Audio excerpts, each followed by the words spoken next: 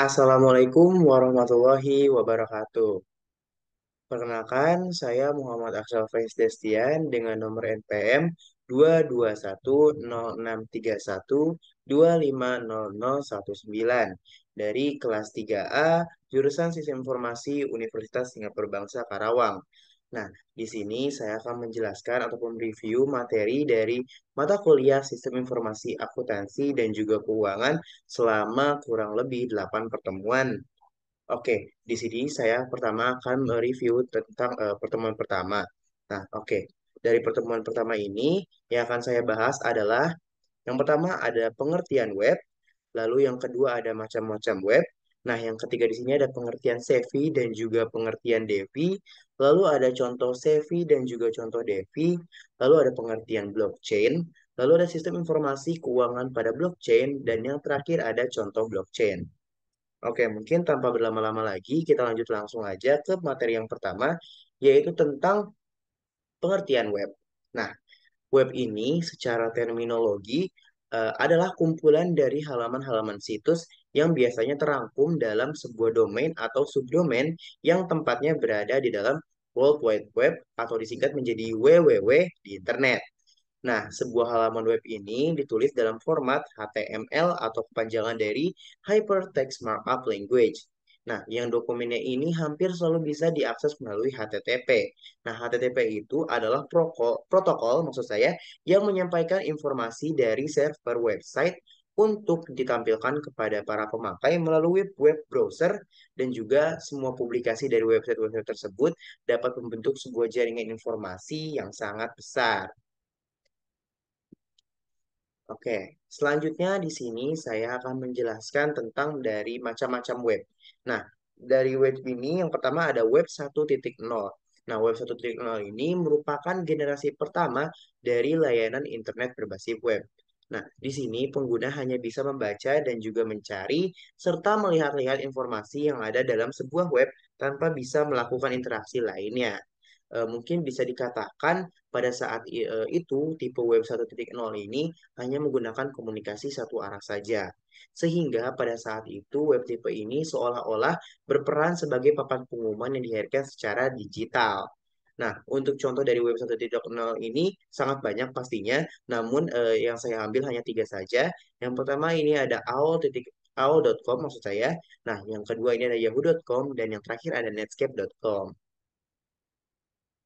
Oke, selanjutnya di sini saya akan menjelaskan tentang Web 2.0. Nah, Web 2.0 itu apa sih? Nah, Web 2.0 ini merupakan generasi lanjutan dari Web 1.0 yang dikenal dengan istilah web sosial. Nah, Web 2.0 ini mengacu pada situs web yang menekankan konten yang dibuat pengguna, kemudahan pengguna, budaya partisipatif, dan interoperabilitas atau yaitu kompatibel dengan produk, sistem, dan perangkat untuk para pengguna akhir. Nah, tidak seperti web 1.0 yang bersifat statis atau komunikasi satu arah saja, web 2.0 ini memungkinkan pengguna dapat berinteraksi dan berkolaborasi satu sama lain melalui dialog media sosial sebagai pembuat konten untuk buatan pengguna tentunya dalam komunitas virtual. Nah, contoh web 2.0 ini sangat banyak juga seperti web 1.0 tadi, namun di sini saya ambil tiga. Yang pertama di sini ada Facebook, yang kedua ada LinkedIn, dan yang ketiga ada Twitter. Nah, untuk Facebook ini digunakan sebagai pembuat akun media sosial ataupun untuk perjualan, perdagangan, dan lain-lain. Nah, untuk LinkedIn sendiri sini biasa digunakan untuk mencari kerja, untuk membuat relasi yang lebih banyak, dan yang lainnya. Nah, untuk Twitter ini sama halnya seperti Facebook, yaitu sebagai alat media sosial, perdagangan, dan juga yang lainnya. Nah, selanjutnya di sini adalah Web 3.0. Nah, Web 3.0 ini merupakan generasi ketiga dari layanan internet berbasis web. Nah, Web 3.0 ini pertama kali diperkenalkan pada tahun 2001 ketika tim menulis sebuah artikel ilmiah yang menggambarkan Web 3.0 ini sebagai sebuah sarana bagi mesin untuk membaca halaman-halaman web. Nah, Web 3.0 ini menawarkan metode yang efisien dalam membantu komputer untuk mengorganisasi dan menarik kesimpulan dari data-data secara online. Web 3.0 ini juga memungkinkan fitur-fitur web menjadi sebuah sarana penyimpanan data dengan kapasitas yang pastinya sangat luar biasa besarnya. Nah, untuk contoh dari Web 3.0 sendiri ini, yang pertama ini ada OpenSea, yang kedua ada Uniswap, dan juga yang ketiga ada Steemit. Selain dari ketiga yang saya ambil, ini mungkin masih banyak contoh-contoh yang berada di luaran ya. Oke. Kita lanjut ke materi yang selanjutnya yaitu tentang pengertian SEFI. Nah, SEFI atau Central Finance adalah struktur dan jasa ataupun jasa keuangan yang memfasilitasi pengguna kripto lewat sistem yang tersentralisasi. Nah, pengguna di sini dapat meminjam atau meminjamkan dana kriptonya ataupun dana kripto yang dimilikinya lewat Central Exchange. Nah, Central Exchange itu apa sih? Nah, Central Exchange sendiri ini adalah otoritas dalam SEFI yang mengelola dana kripto. Nah, dari contoh selanjutnya ini ada contoh dari SEFI atau Central Finance. Mungkin saya ambil tiga saja karena mungkin biar menghemat. Yang pertama di sini ada Binance, yang kedua di sini ada Coinbase, dan juga yang terakhir ada Kraken. Selain dari contoh yang saya ambil ini, pastinya banyak banget di internet contoh-contoh yang lainnya. Mungkin untuk bisa ini bisa di searching saja. Nah, selanjutnya di sini ada tadi setelah tadi SEFI atau Central Finance, di sini ada DeFi. Nah, DeFi atau Decentralized Finance adalah ekosistem aplikasi keuangan berbasis blockchain yang beroperasi tanpa otoritas terpusat. Hal ini berarti pengguna DeFi atau Decentralized Finance dapat menggunakan berbagai layanan keuangan seperti pinjam meminjam uang, tukar menukar aset, layaknya pada layanan keuangan tradisional. Nah, mungkin perbedaannya di sini, pengguna DeFi dapat melakukannya secara langsung, tanpa ada perantara seperti bank konvensional maupun bank sentral. Nah, contoh dari DeFi ini juga pastinya sangat banyak di internet, namun ini saya ambil tiga saja. Yang pertama ini ada Uniswap, yang kedua ada Bitcoin, dan yang ketiga ada Curve. Oke, nah tadi sempat disinggung juga tentang blockchain. Blockchain itu sebenarnya itu apa sih? Nah, blockchain ini adalah suatu sistem penyimpanan transaksi digital. Nah, blockchain ini akan melakukan pencatatan secara permanen terhadap setiap transaksi yang dilakukan. Nah, sistem tersebut terletak dalam sebuah database publik, maaf, yang disebut dengan ledger ataupun buku besar. Nah, buku besar ataupun ledger ini bersifat terdistribusi. Terdistribusi di sini maksudnya yaitu setiap transaksi yang disimpan dalam blok dan tersebar di jaringan peer-to-peer, di mana setiap not penyimpanan ini menyimpan salinan dari buku besar ataupun ledger tersebut. Nah, sebagai pusat data ataupun database, blockchain ini dirancang guna menyimpan informasi elektronik dengan format digital dan juga mampu menjaga catatan transaksi dengan aman dan terdesentralisasi. Nah, selanjutnya di sini ada sistem informasi keuangan pada blockchain. Nah, sistem informasi keuangan ataupun SIK pada blockchain merupakan penerapan teknologi blockchain dalam mengelola dan menyajikan informasi keuangan suatu entitas. Nah, blockchain ini adalah sebuah teknologi distribusi ledger yang memungkinkan transparansi, keamanan, dan integritas data tanpa adanya otoritas pusat. Nah, dalam konteks sistem informasi ini, keuangan blockchain dapat digunakan untuk mencatat, mengelola, dan juga melacak transaksi keuangan dengan cara yang sangat aman dan juga terdesentralisasi. Nah, berikut ini ada mungkin ada beberapa aspek yang dapat kita integrasikan dalam sistem informasi keuangan pada blockchain. Yang pertama ini ada transparansi dan imutabilitas, yang kedua ada keamanan, yang ketiga ada kontrak pintar atau smart contract. Nah, yang keempat ini ada tokenisasi aset, yang kelima ada kepatuhan dan auditabilitas, dan yang terakhir ada pemrosesan transaksi cepat. Oke, setelah tadi dijelaskan pengertian dan juga sistem informasinya, kita lanjut pada contoh blockchain. Nah, contoh blockchain di sini juga pastinya sangat banyak di internet, namun ini saya hanya menampilkan tiga saja. Nah, yang pertama di sini ada Bitcoin. Nah, Bitcoin sendiri adalah implementasi pertama dari teknologi blockchain. Nah, Bitcoin ini digunakan sebagai mata uang digital. Nah, untuk blockchain pada Bitcoin ini mencatat semua transaksi secara terdesentralisasi dan juga transparan pastinya. Nah, selain Bitcoin, ada juga Ethereum. Nah, Ethereum ini adalah platform blockchain yang memungkinkan pengembang untuk membuat dan menjalankan kontrak pintar atau smart contract dan juga memungkinkan eksekusi otomatis dari perjanjian tanpa memerlukan pihak ketiga. Nah, yang ketiga ini ataupun yang terakhir ada Ripple. Ripple ini menggunakan blockchain untuk mengamankan dan juga memfasilitasi transfer uang lintas batas, terutama di sektor perbankan dan juga di sektor keuangan. Nah, RippleNet sendiri adalah jaringan pembayaran global yang beroperasi di atas blockchain Ripple. Oke, mungkin segitu saja untuk menjelaskan dari materi mata kuliah Sistem Informasi Akuntansi dan juga Keuangan pada pertemuan pertama. Mungkin selanjutnya di sini saya akan melanjut, mungkin di sini selanjutnya akan dijelaskan pada pertemuan kedua.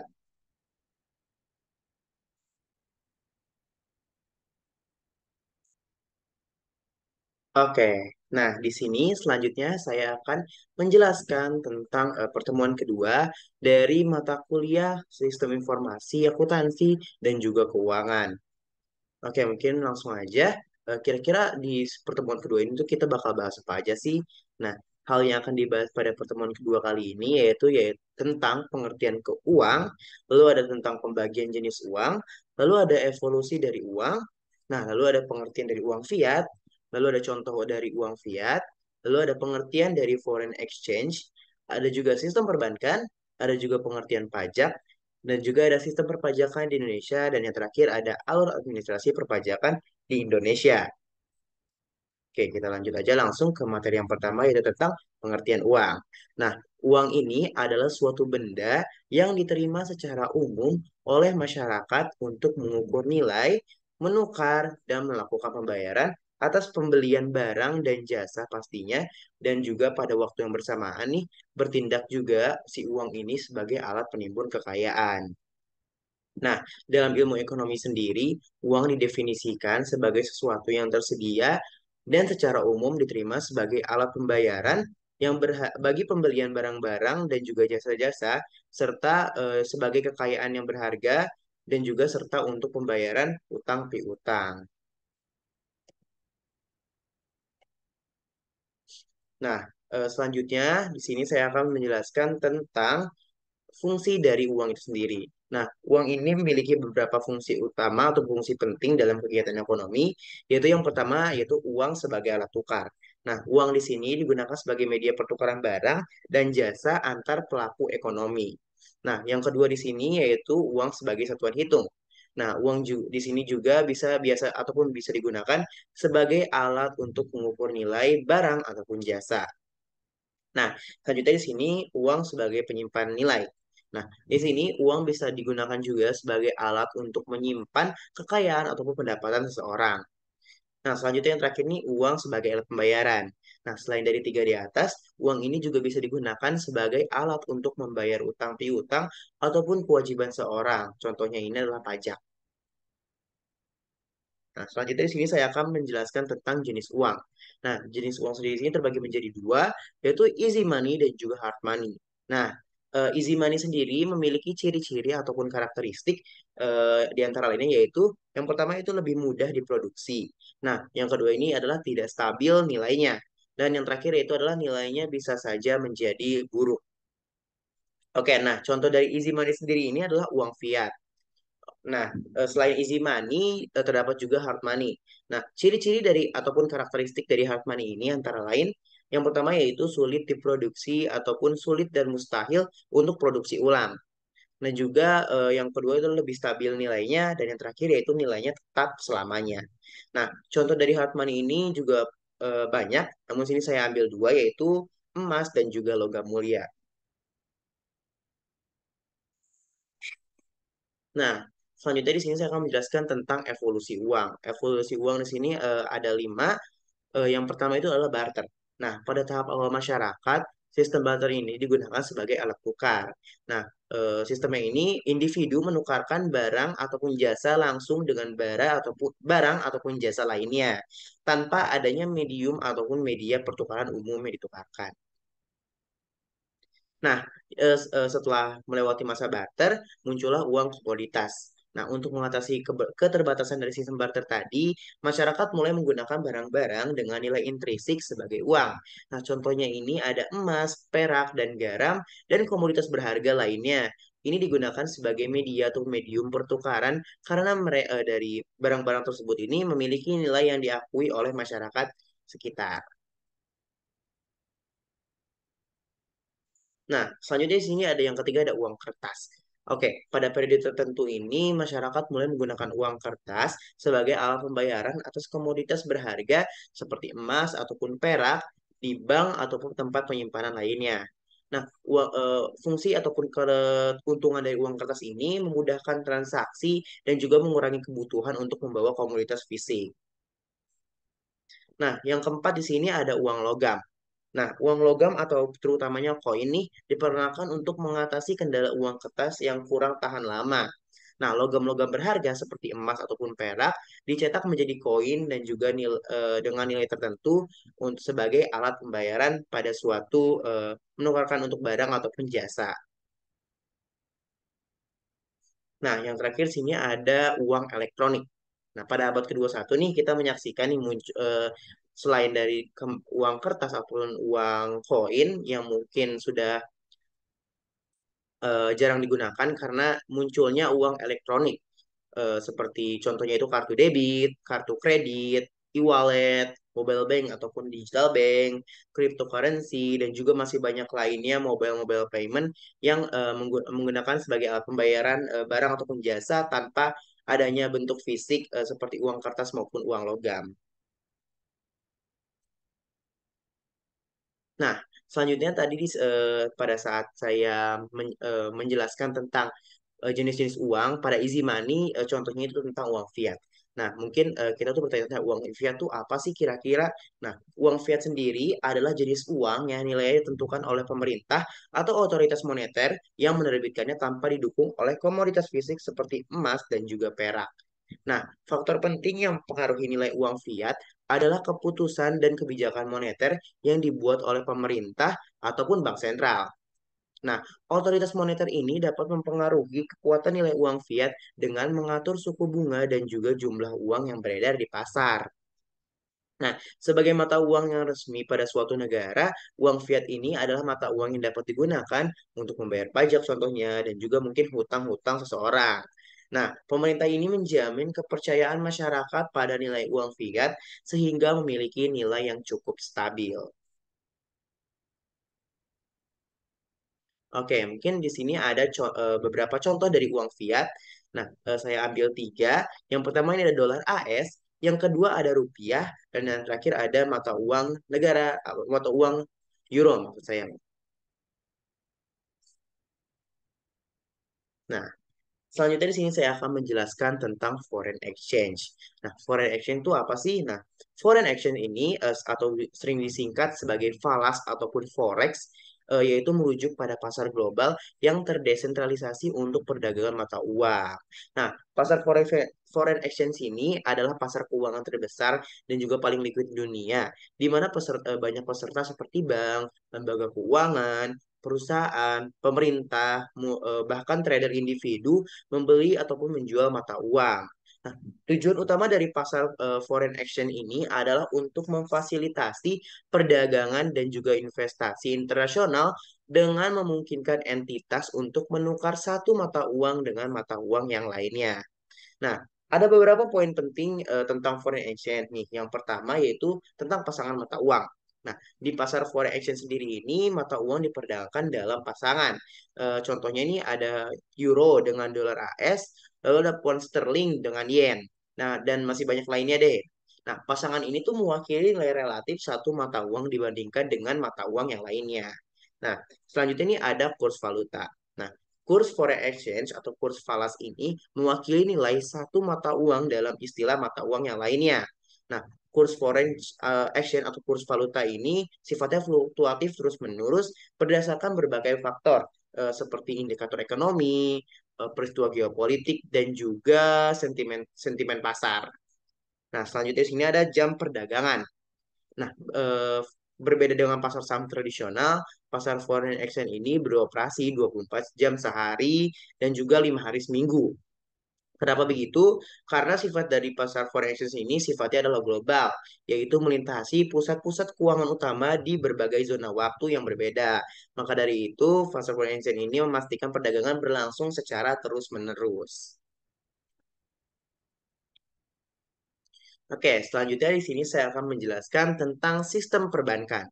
Nah, sistem perbankan ini mengacu pada jaringan lembaga keuangan, prosedur, dan infrastruktur yang terlibat dalam kegiatan penyimpanan, peminjaman, dan perantara uang antara pihak yang berbeda.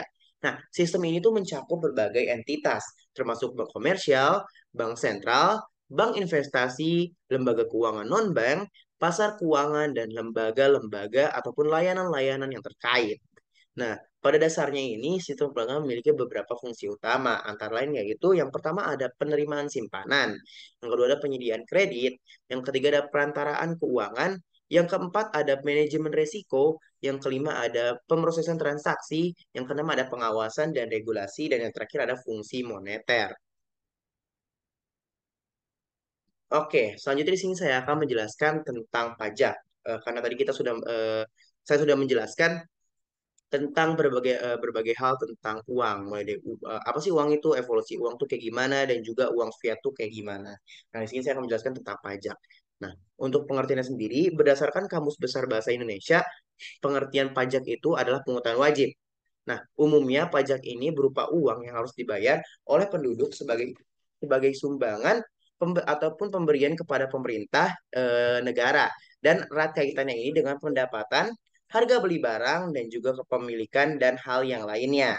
Nah, sistem perpajakan sendiri ini dapat diartikan sebagai suatu kumpulan atau satu kesatuan yang terdiri dari unsur tax law, tax polisi maksud saya, dan tax administration yang tiga unsur ini saling berhubungan satu sama lain, bekerja sama secara harmonis untuk mencapai tujuan atau target perolehan penerimaan pajak bagi negara secara optimal. Nah, kualitas administrasi merupakan faktor yang sama juga pentingnya dengan kualitas hukum pajak dan juga kualitas kebijakan perpajakan.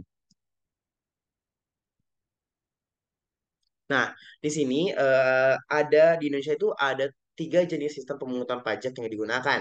Nah, yang pertama itu adalah sistem self-assessment, yang kedua juga ada sistem official assessment, dan yang terakhir ada sistem withholding assessment. Oke, di sini selanjutnya saya akan menjelaskan tentang alur administrasi pajak di Indonesia. Nah, yang pertama ini pastinya ada seseorang yang menjadi wajib pajak. Nah, dari wajib pajak ini bisa langsung daftar langsung ke KPP atau K2KP dan mendapatkan e-registration, lalu akan mendapatkan nomor NPWP-nya. Nah, setelah mendapatkan persyaratan-persyaratan tersebut, di wajib pajak ini dapat hitung-menghitung terkait dengan pajak yang akan dibayarkan nanti. Nah, setelah melalui proses hitung menghitung, lalu wajib pajak bisa membayarkan pajaknya kepada bank persekusi ataupun kantor pos, dan dana tersebut nantinya akan masuk pada APBN. Nah, setelah nanti sudah membayar, si wajib pajak ini bisa melaporkan pajaknya melalui SPT. Nah, setelah proses lapor, si wajib pajak ini akan menerima tanda penyampaian SPT-nya yang akan diberikan setiap tahunnya. Nah, oke, mungkin alur administrasi pajak Indonesia seperti ini saja. Nah, mungkin segitu aja penjelasan untuk materi kedua dari pertemuan kedua, maksud saya dari mata kuliah Sistem Informasi Akuntansi dan juga Keuangan.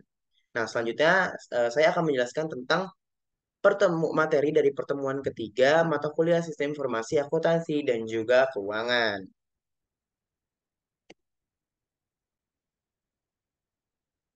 Oke, di sini saya akan melanjutkan penjelasan saya.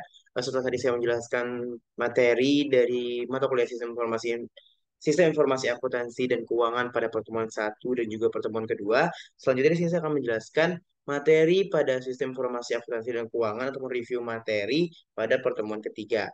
Nah, pada pertemuan ketiga ini yang akan saya bahas yaitu yang pertama ada pengertian sistem pembayaran elektronik. Lalu yang kedua ada pembagian jenis sistem pembayaran elektronik. Dan yang ketiga ini ada pengertian digital bank. Yang keempat ada contoh dari digital bank. Yang kelima ada pengertian fintech.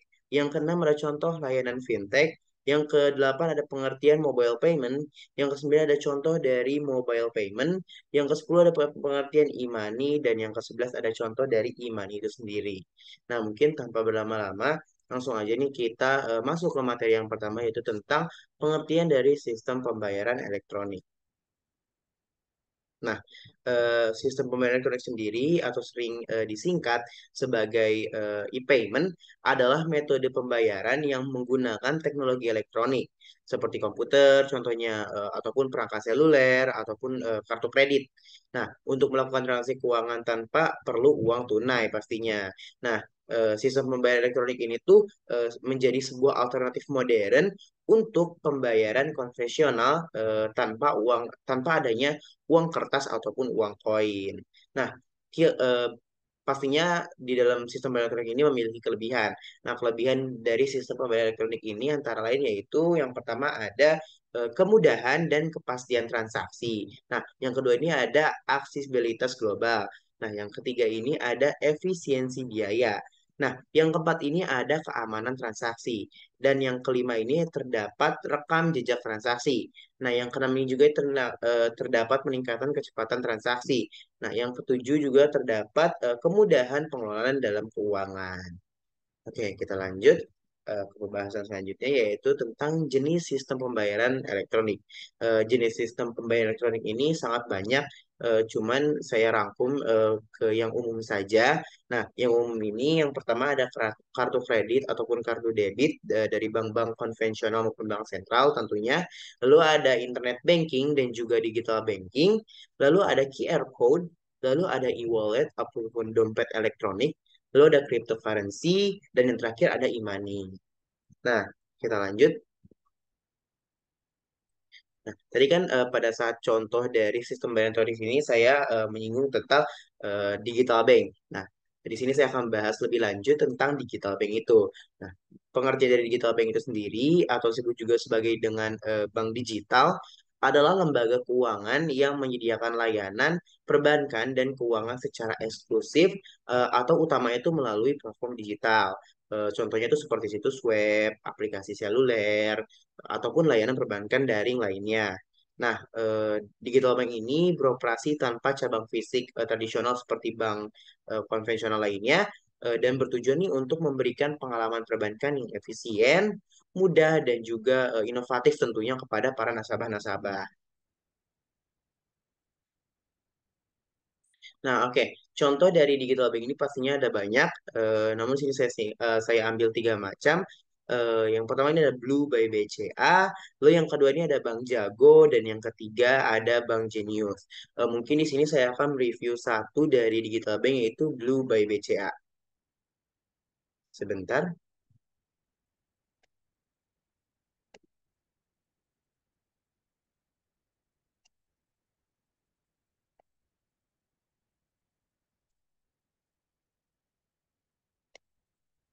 Nah, untuk Blue by BCA sendiri ini adalah satu digital bank dari Bank BCA yang sangat banyak promonya ataupun sangat banyak sekali keuntungannya.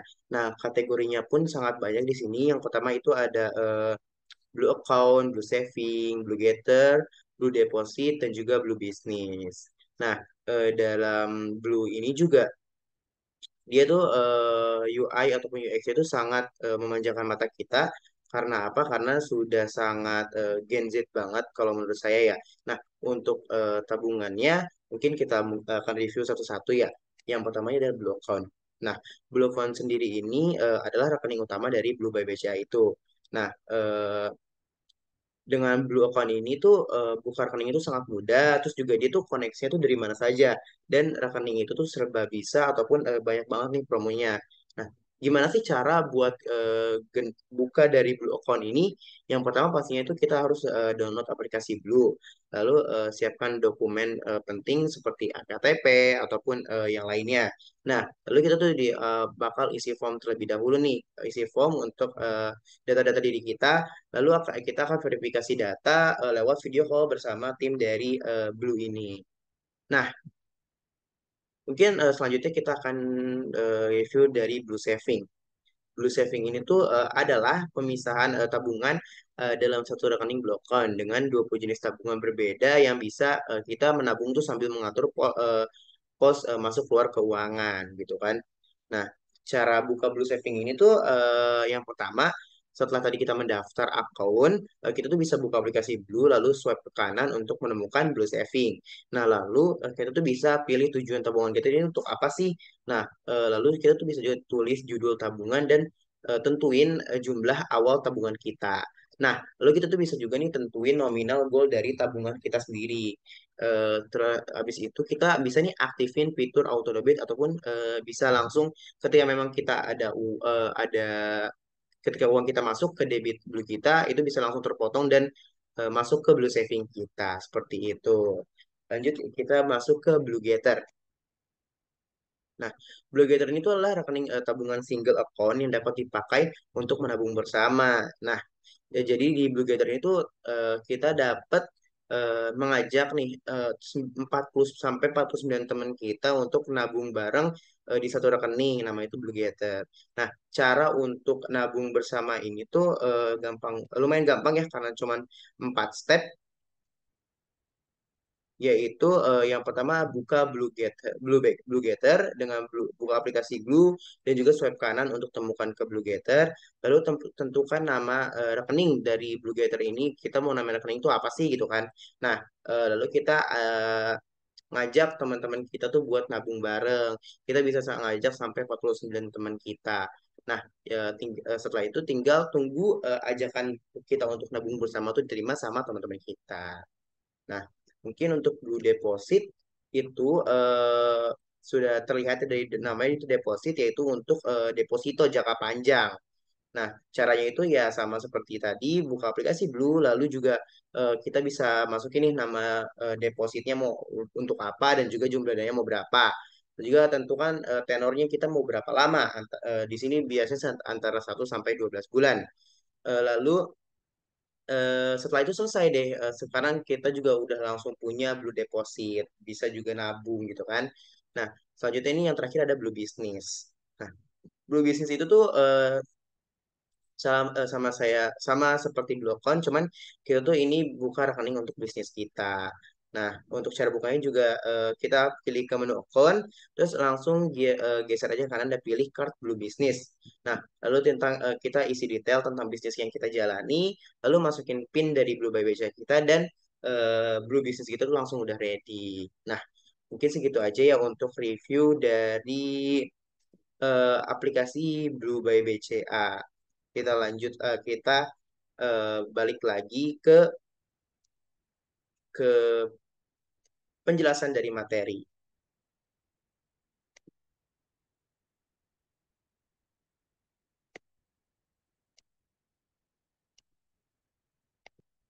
Oke, nah selanjutnya ini ada fintech. Nah, fintech ini adalah singkatan dari financial technology atau teknologi keuangan dalam bahasa Indonesia tentunya. Nah, ini tuh merujuk pada industri yang menggunakan teknologi informasi dan komunikasi untuk merancang, mengembangkan, dan mengelola produk dan layanan keuangan yang inovatif. Nah, fintech ini tuh mencakup berbagai jenis perusahaan dan aplikasi, mulai dari pembayaran elektronik, pinjaman daring hingga manajemen investasi maksud saya maaf, dan teknologi blockchain tentunya. Nah, tujuan utama dari fintech ini tuh untuk meningkatkan efisiensi, aksesibilitas, dan juga pengalaman konsumen dalam sektor keuangan. Nah, contoh layanan fintech juga ada banyak ya tentunya. Cuman sih saya ambil 3 aja. Yang pertama ini ada OVO, lalu ada GoPay, dan yang ketiga ada Ajaib. Nah, di sini kita akan review salah satunya yaitu Ajaib terlebih dahulu ya. Kita share lagi.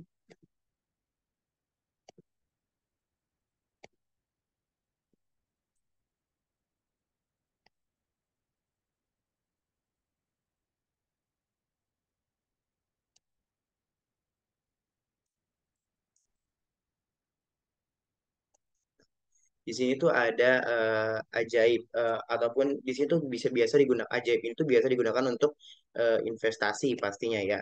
Nah, di Ajaib ini tuh kita tuh bisa investasi bisa lebih cepat dan juga lebih yakin gitu karena lebih aman. Nah, produk investasi di Ajaib ini juga ada beberapa. Yang pertama itu ada saham, ada reksadana, dan juga aset kripto.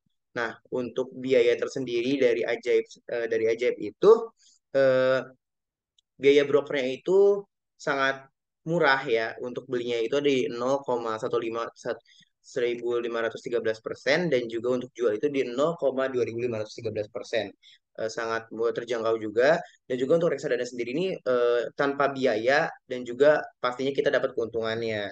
Nah, untuk Ajaib ini sudah sangat aman dan juga saya sudah pernah mereview juga aplikasinya dan memang dari Ajaib ini tuh sangat mudah untuk melakukan investasi. Oke, kita kembali lagi ke penjelasan materi.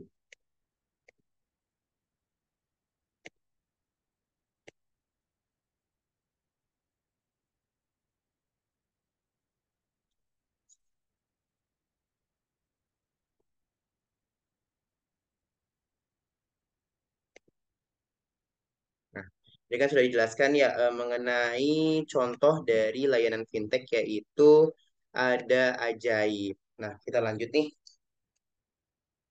ke yang selanjutnya yaitu tentang mobile payment. Nah, kira-kira mobile payment itu apa sih? Nah, mobile payment itu merupakan alat pembayaran dalam bertransaksi dengan menggunakan perangkat elektronik ataupun smartphone. Nah, mobile payment ini sendiri itu sangat mudah untuk digunakan dan juga efisien dalam menyimpan uang dalam perangkat elektronik ataupun smartphone kita. Nah, mobile payment itu dapat digunakan untuk membayar kebutuhan barang ataupun jasa secara non-tunai apabila sudah terdaftar pada aplikasi layanan mobile payment. Nah, untuk pengisian saldo ataupun top up juga dapat dilakukan secara mudah dengan cara pergi yang ke gerai yang bersangkutan secara langsung ataupun bisa dengan via transfer ataupun bisa melalui ATM, SMS banking, mobile banking dan juga sebagainya. Nah, mobile payment juga biasanya menggunakan tiga platform dalam melakukan pembayaran. Nah, yang pertama ini ada QR code, yang kedua ini ada one time password ataupun kode OTP, dan yang ketiga ini ada near field communication ataupun NFC. Nah, untuk contoh dari layanan mobile payment juga sangat banyak ya pastinya ya. Cuman di sini saya juga ambil tiga macam saja. Yang pertama ini ada ShopeePay, yang kedua ini ada Dana, dan juga yang ketiga ini ada OVO. Nah, untuk dari contoh ini juga saya memakai semua ya di smartphone saya. Eh, untuk review dari saya sendiri tuh untuk ShopeePay ini juga apa untuk ShopeePay, Dana juga OVO ini sangat memudahkan kehidupan saya dalam bertransaksi karena dengan adanya aplikasi atau layanan mobile payment seperti ini tuh memudahkan saya ketika memang saya tidak punya uang cash di dalam dompet saya dan saya ingin bertransaksi mungkin ketika saya ingin membeli jajan ataupun saya ingin membayar sesuatu kepada teman saya tinggal bisa langsung membayar lewat aplikasi-aplikasi seperti mobile payment seperti ini. Nah, kita lanjut nih ke yang terakhir yaitu tentang e-money. Nah, e-money ini tuh adalah alat pembayaran dalam bentuk elektronik. Nah, di mana nilai moneter ini disimpan dalam media elektronik tertentu. Nah, untuk dapat menggunakan uang elektronik tersebut, pengguna terlebih dahulu harus menyetor sejumlah uang tertentu kepada penerbit. Nah, media elektronik yang digunakan untuk menyimpan uang elektronik biasanya berupa chip ataupun server. Nah, untuk alasan keamanan, uang elektronik sangat aman karena sulit dibajak ataupun diretas. Nah, setelah itu tuh uang disimpan tuh di media elektronik sebelum digunakan juga untuk transaksi pembayaran. Nah, ketika uang elektronik digunakan untuk transaksi pembayaran, saldo yang tersimpan di dalamnya akan berkurang sesuai dengan nilai transaksi. Nah, saat saldo pengguna itu habis, pengguna bisa mengisi ulang ataupun top up di gerai yang bersangkutan. Jadi jika kita ingin membayar sesuatu, kita dapat menggunakan kartu yang tadi atau e-money tadi sebagai pengganti dari uang tunai. Nah, contoh dari e-money ini tuh di Indonesia tuh ada beberapa jenis. Cuman saya di sini saya ambil tiga macam saja. Yang pertama ini ada Flash by BCA, yang kedua ada Tapcash by BNI, dan yang terakhir ada e-money by Mandiri. Nah, di sini saya pribadi menggunakan Flash by BCA dan juga Tapcash by BNI. Nah, untuk keduanya ini sangat membantu saya ketika memang saya sedang perjalanan karena kalau untuk di zaman sekarang kan ya untuk kereta ini kan sudah menggunakan kartu ya sudah tidak membeli tiket lagi khususnya di komuter lain itu sudah menggunakan kartu jadi sudah kita tuh cukup mengisi saldo di satu kartu ini dan kita bisa memakai perjalanan baik pergi maupun pulang ke rumah gitu kan jadi tidak perlu menyimpan uang yang banyak, tidak perlu menyimpan uang banyak di dompet, cukup dengan satu kartu itu sudah bisa menyimpan saldo dan bisa dipakai kapanpun dimanapun. Nah, selain dari stasiun kereta tadi yang menggunakan komuter lain, nah untuk kartu ini juga bisa dipakai di gerai-gerai seperti mungkin seperti Alfamart, Indomart juga itu saya pribadi pernah menggunakan dan memang bisa dipakai. Yang seperti itu. Oke, mungkin untuk penjelasan untuk review materi dari pertemuan ketiga sampai sini saja.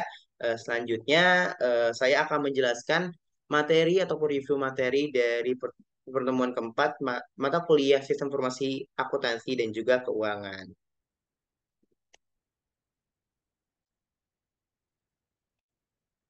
Oke, nah kita lanjutkan ke materi yang keempat atau materi pertemuan keempat dari mata kuliah Sistem Informasi Akuntansi dan juga Keuangan. Nah, di pertemuan keempat ini kita akan bahas apa aja sih? Langsung aja. Hal yang akan kita bahas di pertemuan empat kali ini tuh ada yang pertama itu pengertian dari sistem P2P lending, lalu ada juga bagaimana sistem P2P lending ini bekerja, lalu ada juga contoh layanan ataupun aplikasi dari P2P lending di Indonesia ini. Lalu juga ada pengertian dari crowdfunding, lalu ada jenis-jenis crowdfunding itu apa aja. Lalu juga ada bagaimana sistem crowdfunding itu bekerja. Lalu juga ada contoh layanan ataupun aplikasi crowdfunding di Indonesia. Oke, mungkin tanpa berlama-lama kita langsung aja lanjut ataupun masuk ke materi yang pertama yaitu tentang pengertian sistem P2P lending. Nah, sistem P2P lending atau P2P lending ini adalah singkatan dari peer-to-peer lending yang merupakan model pinjaman di mana individu atau bisnis dapat meminjam dan meminjamkan uang secara langsung satu sama lain melalui platform online yang menghubungkan peminjam dan pemberi pinjaman. Ini berbeda maksud saya maaf, dengan model pinjaman tradisional yang melibatkan bank atau lembaga keuangan sebagai perantara. Nah, meskipun P2P lending ini menawarkan banyak keuntungan, ada juga resiko yang terkait dengan investasi ataupun peminjaman melalui platform ini. Em, Peminjam perlu memahami persyaratan pinjaman dan juga kemampuan untuk membayar kembali pinjaman yang diberikan. Sementara pemberi pinjaman sendiri juga perlu menjadi resiko gagal bayar dari si peminjam dan juga mungkin kerugian-kerugian yang mungkin terjadi saat transaksi. Oleh karena itu penting untuk melakukan riset dengan sangat cermat dan juga berhati-hati sebelum terlibat dalam P2P lending ini. Nah, selanjutnya di sini saya akan menjelaskan tentang cara sistem P2P lending ini bekerja. Nah, cara kerja dari P2P lending ini yang pertama yaitu kita registrasi keanggotaan terlebih dahulu. Nah, pengguna yaitu investor dan peminjam bisa melakukan registrasi secara online melalui komputer ataupun smartphone yang kita punya. Nah, lalu peminjam melakukan pengajuan pinjaman dan juga lalu yang ketiga itu ada platform P2P lending ini menganalisa dan memilih peminjam yang layak untuk mengajukan pinjaman. Termasuk menetapkan tingkat risiko peminjam tersebut. Nah, yang keempat ini ada peminjam terpilih akan ditempatkan oleh platform P2P lending dalam marketplace P2P lending secara online beserta dengan informasi komprehensif tentang profil dan juga risiko peminjam tersebut. Nah, yang kelima ini, investor P2P lending melakukan analisa dan seleksi atas peminjam yang tercantum dalam marketplace P2P lending yang disediakan oleh platform. Nah, yang keenam ini, investor P2P lending melakukan pendanaan ke peminjam yang dipilih oleh investor tersebut melalui platform P2P lending tadi. Nah, yang ketujuh ini peminjam wajib mengembalikan pinjaman sesuai jadwal pengembalian pinjaman ke platform P2P lending. Nah, investor P2P lending ini menerima dana pengembalian pinjaman dari peminjam melalui platform P2P lending tadi. Nah, tadi adalah cara bagaimana sih sistem P2P lending ini tuh bekerja. Lanjut kita ke pembahasan selanjutnya yaitu contoh layanan sistem P2P lending di Indonesia. Nah, layanan sistem P2P lending di Indonesia ini ada banyak ya, cuman saya ambil tiga macam aja. Yang pertama itu ada Vindaya, lalu ada Danamas dan juga ada Amarta. Nah, mungkin di sini saya akan mereview dua yaitu Vindaya dan juga Danamas. Mungkin langsung aja saya review.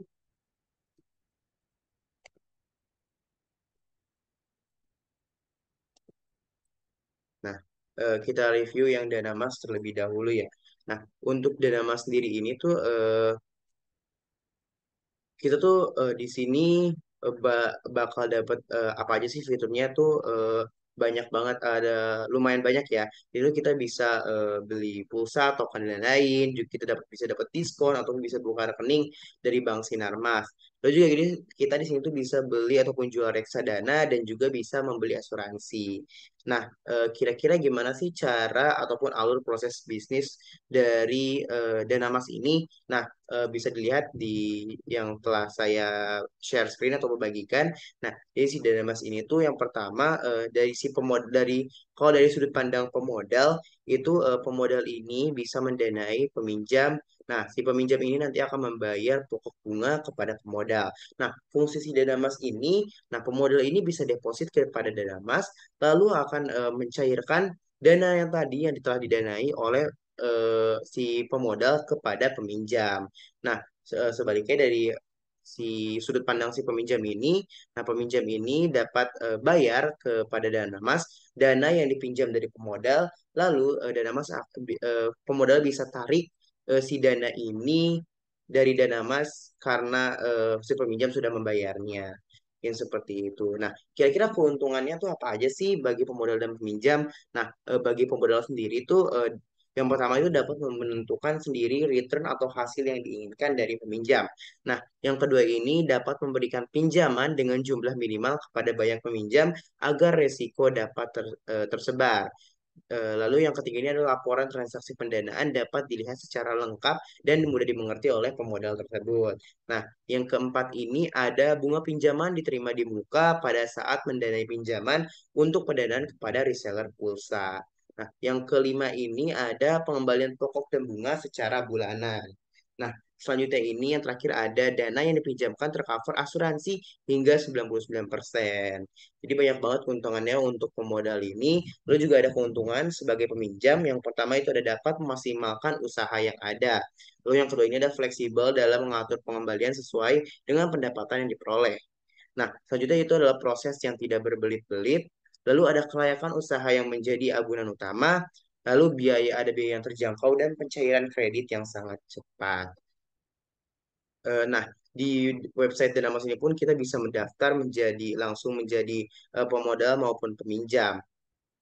Nah, dari Dana Mas sendiri ini sudah ada banyak sekali jumlah pinjaman yang lunas. Bisa dilihat di sini sebanyak 2.328.266.000 jumlah pinjaman yang lunas. Nah, ini berarti Dana Mas ini sudah terpercaya oleh banyak orang ya berarti ya. Nah, lalu kita ke selanjutnya yaitu Findaya. Findaya itu apa sih kira-kira? Nah, Findaya ini tuh layanan finansial berbasis teknologi dengan misi sosial yang bertujuan untuk mendorong inklusi keuangan dan ekonomi digital di Indonesia. Nah, Findaya ini kira-kira tuh kalau saya sendiri itu pernah pakai pada layanannya itu di GoPayLater. Nah, selain GoPayLater ini, layanan Findaya lainnya itu ada GoPay Pinjam dan juga GoModal. Nah, mungkin dijelasin satu-satu terlebih dahulu ya. Untuk GoPayLater sendiri ini merupakan hasil kerjasama antara Gojek dan Findaya, di mana pengguna dapat melakukan transaksi dengan saldo limit yang diberikan kapan saja dan dibayarkan di setiap akhir bulan. Nah, GoPayLater ini bisa digunakan untuk layanan Gojek dan juga merchant serta berbagai e-commerce rekanan Gojek. Nah, untuk GoPay pinjam sendiri itu sama seperti GoPay Later merupakan hasil kerjasama antara Gojek dan juga Findaya. Lalu berizin juga dan diawasi oleh Otoritas Jasa Keuangan ataupun OJK. Untuk GoPay pinjam ini tuh memberikan pinjaman tunai dengan limit hingga 15 juta rupiah dan juga pilihan tenornya itu cicilan sampai 6 bulan dan bisa dibayar tuh sebelum jatuh tempo. Dan cara aktivasi untuk GoPay pinjam ini sangat mudah, hanya perlu eKTP saja. Lalu untuk Go Modal sendiri itu sama seperti GoPay Pinjam dan juga GoPay Later, hasil kerjasama antara Gojek dan Findaya ini tuh ditujukan kepada mitra GoFood ataupun GoBiz untuk mengembangkan usaha ataupun bisnis mereka, terutama bagi mereka yang memiliki akses pendanaan yang terbatas. Untuk pinjaman modal usaha ini telah dinikmati oleh lebih dari 4.000 pelaku usaha ataupun bisnis yang tergabung di GoFood atau Gobis. Nah, untuk Vindaya ini mungkin lebih lebih tergabung kepada aplikasi Gojek ya teman-teman. Kita lanjut lagi ke pemaparan materi.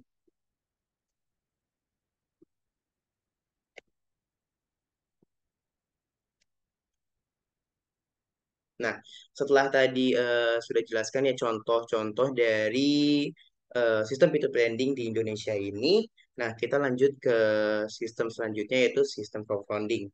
Nah, kira-kira crowdfunding itu apa sih? Nah, crowdfunding ini adalah sebuah bentuk pendanaan untuk mereka yang membutuhkan dana dalam pengembangan usahanya, di mana pendanaan tersebut terkumpul dari beberapa orang.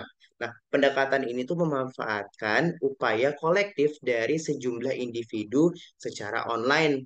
Nah, menggunakan sebuah platform atau media sosial crowdfunding sebagai alat untuk menjangkaunya. Nah, konsep crowdfunding ini tuh pertama kali dicetuskan di Amerika Serikat pada tahun 2003 dengan diluncurkannya sebuah situs bernama Artitshare.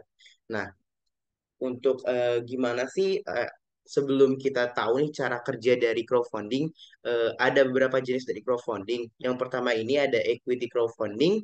Nah, equity crowdfunding ini atau ECF adalah jenis pendanaan yang menawarkan saham kepada investor. Nah, crowdfunding jenis ini cocok untuk menggalang dana dalam jumlah besar. Sistemnya ini pemilik bisnis akan menawarkan saham perusahaan dengan jumlah target dana dalam kurun waktu tertentu kepada investor pada sebuah platform yang kita gunakan. Dengan ketentuan pada platform tersebut, seluruh dana akan tercatat sudah mencapai target ataupun belum. Nantinya setelah tercapai, laba bisnis akan diberikan kembali kepada investor sesuai porsi dana yang telah diberikan.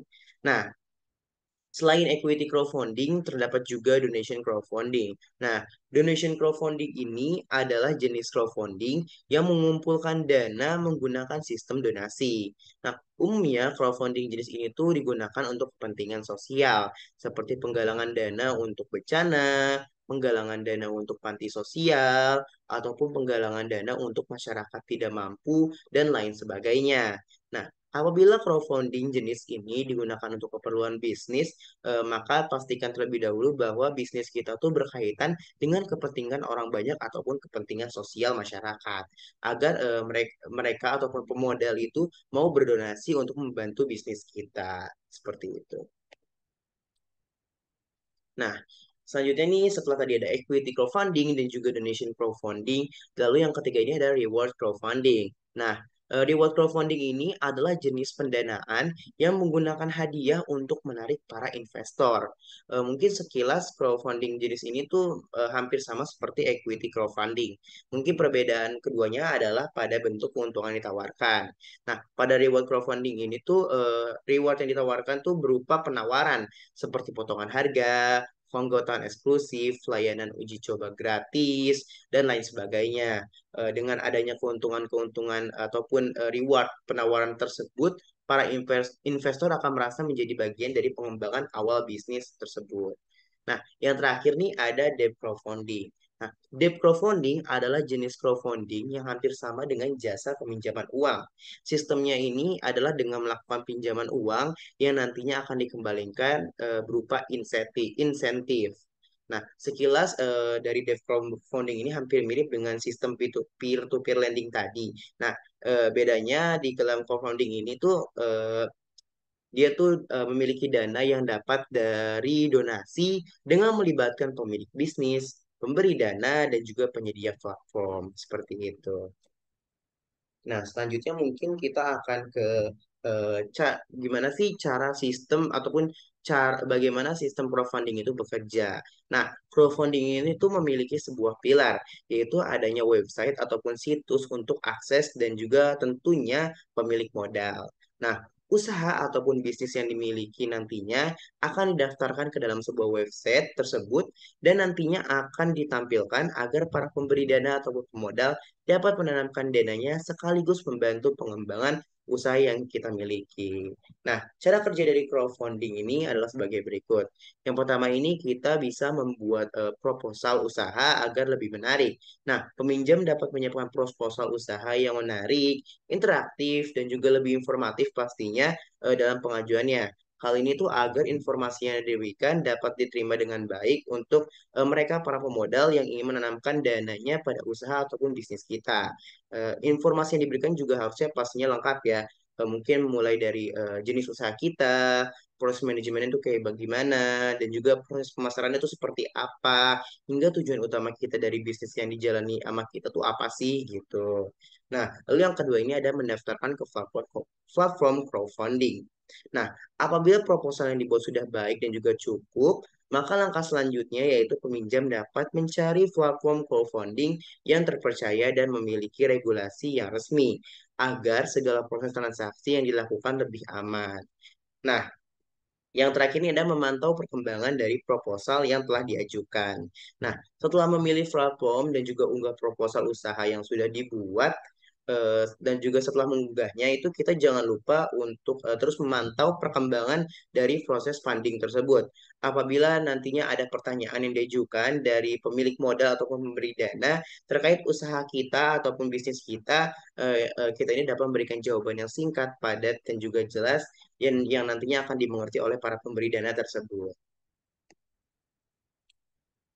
Nah, contoh layanan dari crowdfunding di Indonesia ini juga pastinya sangat banyak. Cuman di sini saya ambil tiga macam yang memang sudah umum saja.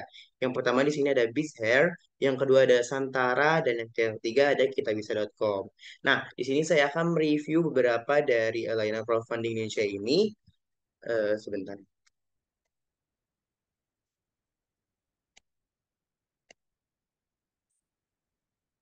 Oke, di sini kita akan menelusuri dari kitabisa.com. Nah, di kitabisa.com ini tuh kita tuh bisa menggalang dana untuk keperluan mungkin dari donasi dan lain-lainnya gitu.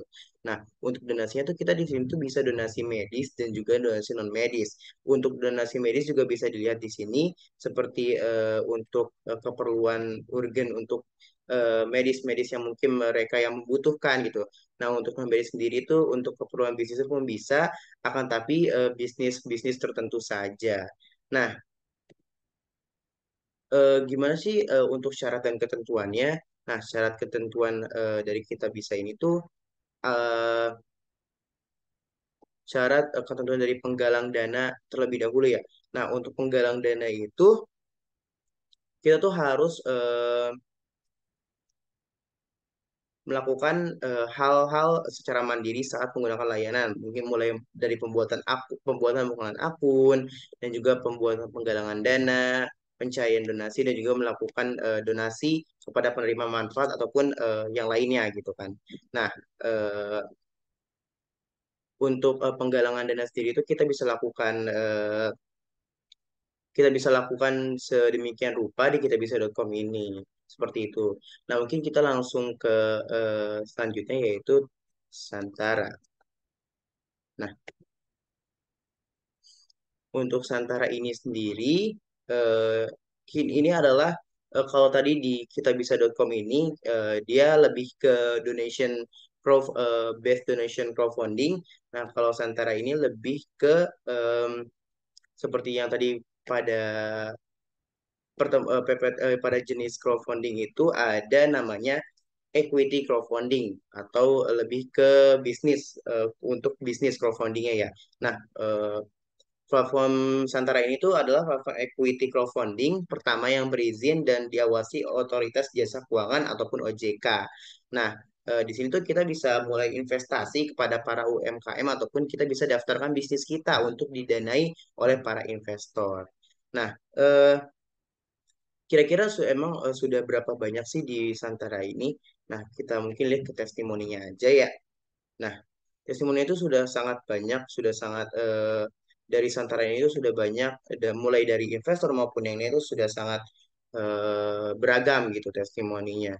Nah, kita mungkin lihat panduan ataupun gimana sih alur eh, untuk mulai investasi. Nah, untuk mulai investasi itu kita yang pertama itu daftar dulu ke Santara, buat akun Santara dengan cukup klik daftar. Lalu juga kita harus lengkapi isi profil kita. Lalu kita akan tunggu verifikasi dari biodata kita telah dikirim. Lalu kita bisa memilih bisnis yang ingin kita danai. Nah, bisnis ini juga harus bisnis yang sudah berjalan.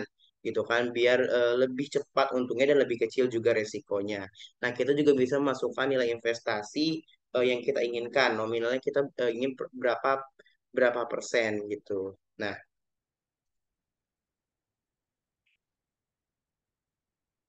untuk daftar bisnis sendiri itu kita bisa mulai daftar bisnis kita seperti ini. Nah, kita juga bisa daftar bisnis itu sama seperti investasi. Yang pertama yaitu buat akun kita tuh cukup dengan klik daftar tadi. Lalu juga kita bisa input data bisnis kita, mulai dari nama bisnis, kita tuh bisnis apa dan lain-lain ya. Ya. Lalu juga tunggu verifikasi. eh, Setelah verifikasi bisnis Anda masuk ke pralisting dan pemodal akan melakukan vote untuk memilih bisnis yang akan listing selanjutnya. Mungkin seperti itu. Nah, setelah bisnis dengan vote yang banyak memenuhi syarat listing dan Santara akan melakukan pendanaan. Nah, pemodal ini tuh bisa langsung investasi di bisnis ataupun perusahaan kita. Seperti itu. Cukup mudah untuk crowdfunding ini di Santara. Nah, untuk syarat dan ketentuan dari pemodal sendiri itu kira-kira apa aja sih? Nah, untuk syarat dari pemodal ini itu yang pertama, pemodal mengerti dan memahami bahwa penyelenggara wajib menyerahkan dana dari pemodal kepada penerbit melalui penyelenggara paling lambat 2 hari kerja setelah fotokopi dokumen perjanjian, pendaftaran efek dan lembaga penyimpanan telah diterima. Dan juga masih banyak lainnya. Mungkin bisa dilihat oleh teman-teman sendiri ya di website santara.co.id. Nah, kira-kira kalau misalnya untuk syarat ketentuan dari penerbit itu apa aja sih? Nah, untuk penerbit juga sama ya. Di sini ada lumayan cukup banyak. Nah, dari pembelian saham, penerbit mengetahui dan memahami bahwa pembelian saham oleh pemodal dalam penawaran saham melalui layanan urun dana dilakukan dengan menyetorkan sejumlah dana pada escrow account penyelenggara atas nama PT Santara Daya Inspiratama. Mungkin seperti itu. Nah, mungkin kita lanjut ke penjelasan materi.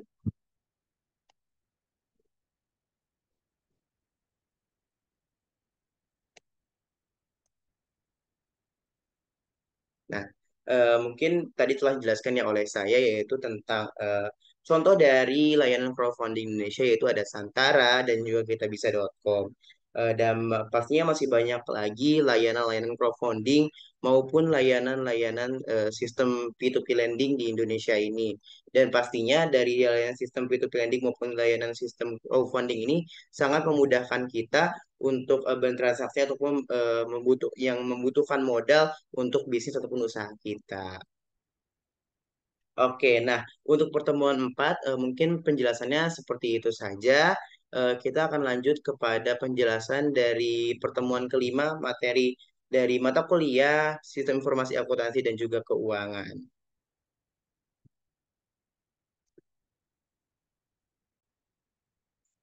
Oke, kita lanjut ke pertemuan yang berikutnya. Di sini saya akan menjelaskan tentang materi dari pertemuan ke-6 di mata kuliah Sistem Informasi Akuntansi dan juga Keuangan. Nah, kenapa sih kita lanjut ke pertemuan ke-6 melewati pertemuan 5? Karena di pertemuan 5 tidak ada materi yang dijelaskan karena kita belajar ataupun kita mengadakan kuis. Nah, jadi kita lanjut langsung ke pertemuan ke-6. Nah, kira-kira di pertemuan ke-6 ini kita bakal bahas apa aja sih? Langsung aja.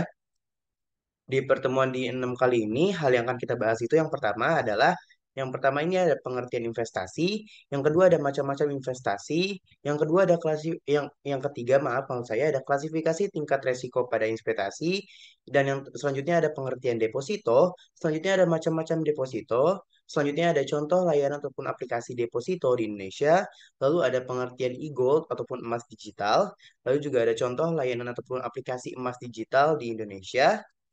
Lalu kita juga akan membahas pengertian dari obligasi. Lalu kita akan membahas tentang macam-macam dari obligasi itu sendiri. Lalu juga ada contoh layanan ataupun aplikasi obligasi Indonesia. Lalu ada pengertian reksadana. Lalu ada contoh layanan ataupun aplikasi reksadana di Indonesia. Lalu ada pengertian saham. Dan yang terakhir ada contoh layanan ataupun aplikasi saham di Indonesia. Nah, tadi udah disebutkan oleh saya, mungkin di pertemuan kali ini kita akan lumayan banyak membahas penjelasan materi yang diberikan oleh Pak Ade. Langsung aja mungkin kita lanjut ataupun kita masuk ke materi yang pertama, yaitu tentang pengertian dari investasi. Nah, investasi ini adalah tindakan atau proses mengalokasikan sejumlah sumber daya seperti uang, waktu, ataupun usaha ke dalam suatu aset ataupun proyek dengan harapan mendapatkan keuntungan di masa depan.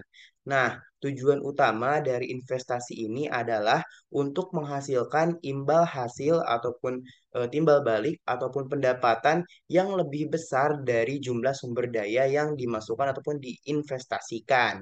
Nah, investasi ini dapat dilakukan dalam berbagai bentuk aset, mulai dari saham, obligasi, real estate, mata uang, komoditas, perusahaan, dan masih banyak lainnya. Nah, investasi ini merupakan strategi yang paling umum yang digunakan untuk membangun kekayaan jangka panjang.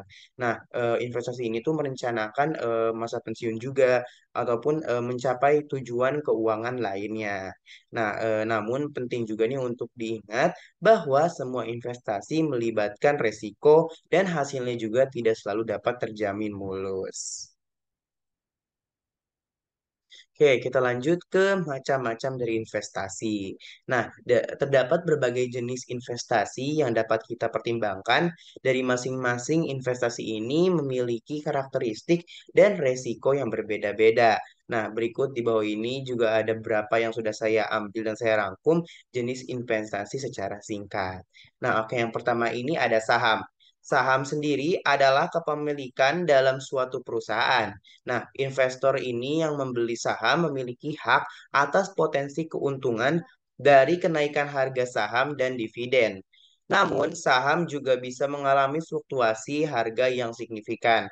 Arti fluktuasi sendiri adalah penurunan harga dari saham itu sendiri. Nah, lalu selain saham juga ada obligasi. Nah, obligasi adalah surat utang yang dikeluarkan oleh pemerintah atau perusahaan. Pembeli obligasi memberikan pinjaman kepada penerbit. Nah, penerbit ini bisa pemerintahan ataupun perusahaan dan menerima bunga reguler serta pembayaran pokok saat jatuh tempo. Nah, selain dari saham dan obligasi juga ada reksadana. Nah, reksadana ini adalah pool dana yang dikelola oleh manajer investasi. Nah, dana dari berbagai investor ini digabungkan untuk diinvestasikan dalam portofolio yang beragam, seperti saham, obligasi, ataupun instrumen lainnya. Nah, selanjutnya juga ada mata uang asing ataupun forex. Nah, forex ini melibatkan perdagangan mata uang asing dan juga investor ini berusaha memanfaatkan perbedaan nilai tukar antar mata uang untuk mendapatkan keuntungan yang lebih banyak. Nah, selanjutnya di sini ada deposito. Nah, deposito ini tuh mirip-mirip sama tabungan yang biasa, namun resikonya juga lebih rendah. Membuat deposito ini kerap dipilih investor pemula-pemula seperti saya. Namun, jika dibandingkan dengan tabungan, ada dua hal yang membedakannya, yakni yaitu tingkat bunga dan adanya waktu jatuh tempo. Nah, suku bunga dari deposito ini lebih tinggi dibandingkan bunga dari tabungan biasa. Nah, secara umum bunganya ada di kisaran 5 sampai 6% per tahun. Nah, ada juga beberapa bank atau beberapa lembaga yang menawarkan suku bunga dari depositonya itu lebih dari 6% per tahun. Nah, semakin banyak uang yang Anda investasikan ataupun masukkan ke deposito, biasanya bunga depositonya juga maka akan semakin tinggi. Nah, selanjutnya di sini ada emas. Emas sendiri adalah jenis investasi fisik dengan nilai intrinsik yang lebih jelas. Sama halnya dengan deposito, resiko investasi emas juga rendah. Nilainya cenderung lebih stabil dan juga terus mengalami peningkatan setiap tahunnya. Nah, selanjutnya di sini ada peer-to-peer lending. Nah, jenis investasi peer-to-peer lending ini tergolong masih cukup baru di Indonesia. Meski demikian, popularitasnya terus melejit seiring dengan kejelasan hukum dan kemudahan yang ditawarkannya. Hal ini bisa dilihat dari banyaknya perusahaan fintech lending yang menjalankan model bisnis dari peer-to-peer lending ini. Nah, jumlah uang yang berputar dalam investasi peer-to-peer lending ini juga terus tumbuh yang signifikan. Oke, kita lanjut ke tingkat resiko pada investasi. Nah, di sini ada tabel yang saya ambil dari modul pembelajaran mata kuliah Sistem Informasi, Akuntansi, dan juga Keuangan pada pertemuan ke-6. Nah, di sini bisa dilihat ada instrumen dan juga resikonya. Mulai dari yang paling rendah dulu, di paling rendah di sini ada deposito, logam mulia, dan juga reksadana. Nah, di reksadana ini terdapat tanda kutip pada setiap jenis reksadana punya resiko yang berbeda-beda. Nah, reksadana dengan resiko yang paling rendah adalah reksadana pasar uang. Nah, lanjut ke resiko yang menengah, di sini juga ada obligasi dan juga peer-to-peer lending. Lalu masuk lagi ke yang lebih tinggi dengan resiko yang lebih tinggi yaitu ada kripto, ada forex dan juga ada saham. Kita lanjut. Nah, kita lanjut ke penjelasan dari deposito. Oke, secara umum, deposito ini merupakan produk penyimpanan uang yang disediakan oleh bank dengan sistem penyetoran yang dilakukan di awal serta memiliki ketentuan penarikan yang hanya bisa dilakukan sesuai dengan ketentuan penarikan yang hanya dapat dilakukan sesuai dengan jangka waktu tertentu yang telah disepakati oleh nasabah dari bank. Nah, walaupun dana yang disetorkan hanya dapat ditarik setelah jangka waktu tertentu, deposito memiliki keunggulan tersendiri dibandingkan dengan rekening tabungan. Nah, suku bunga yang diberikan oleh bank dari untuk deposito ini maksud saya lebih kompetitif daripada tabungan biasa. Nah, menurut Otoritas Jasa Keuangan sendiri ataupun OJK, deposito ini dari bank ini memiliki beberapa karakteristik, yaitu yang pertama ada setelah jangka waktu berakhir, nasabah dapat menarik dana deposito berserta timbal balik ataupun dana keuntungan bagi hasil yang telah diperoleh. Lalu juga ada dapat diperpanjang secara otomatis ataupun automatic rollover atau disingkat menjadi ARO ketika akan jatuh tempo. Lalu yang terakhir ada tersedia dalam mata uang rupiah maupun mata uang asing lainnya seperti US dollar, euro, dan macam sebagainya. Oke, di sini kita masuk nih ke macam-macam deposito. Nah, deposito ini terbagi menjadi beberapa macam. Yang pertama nih ada deposito berjangka. Nah, deposito berjangka ini merupakan jenis deposito dengan jangka waktu tertentu. Penarikan deposito jenis ini hanya dapat dilakukan sesuai dengan jangka waktu yang telah disepakati antara bank dengan nasabah mulai dari 1 hingga paling lama 24 bulan. Nah, deposito berjangka ini diterbitkan untuk atas nama perorangan maupun lembaga yang nantinya pihak yang tertera pada bilia tersebut akan bayi tersebut adalah pihak yang dapat mengambil ataupun mencairkan deposito yang disimpan. Nah, pencairan bunga deposito ini dapat dilakukan secara langsung maupun dikreditkan ke rekening yang nasabah tentukan. Tentunya setelah dipotong dengan sejumlah pajak yang harus ditanggung oleh para nasabah. Nah, selain deposito berjangka, ada juga deposito ataupun sertifikat deposito. Nah, pada dasarnya sertifikat deposito ini sama seperti jenis deposito berjangka yang memiliki jangka waktu tertentu. Namun, dalam deposito jenis ini, sertifikat deposito diterbitkan dalam bentuk sertifikat yang tidak mengacu pada perseorangan maupun lembaga tertentu. Nah, sehingga kita ini dapat memindah tangankan sertifikat deposito jenis ini kepada siapapun yang kita inginkan.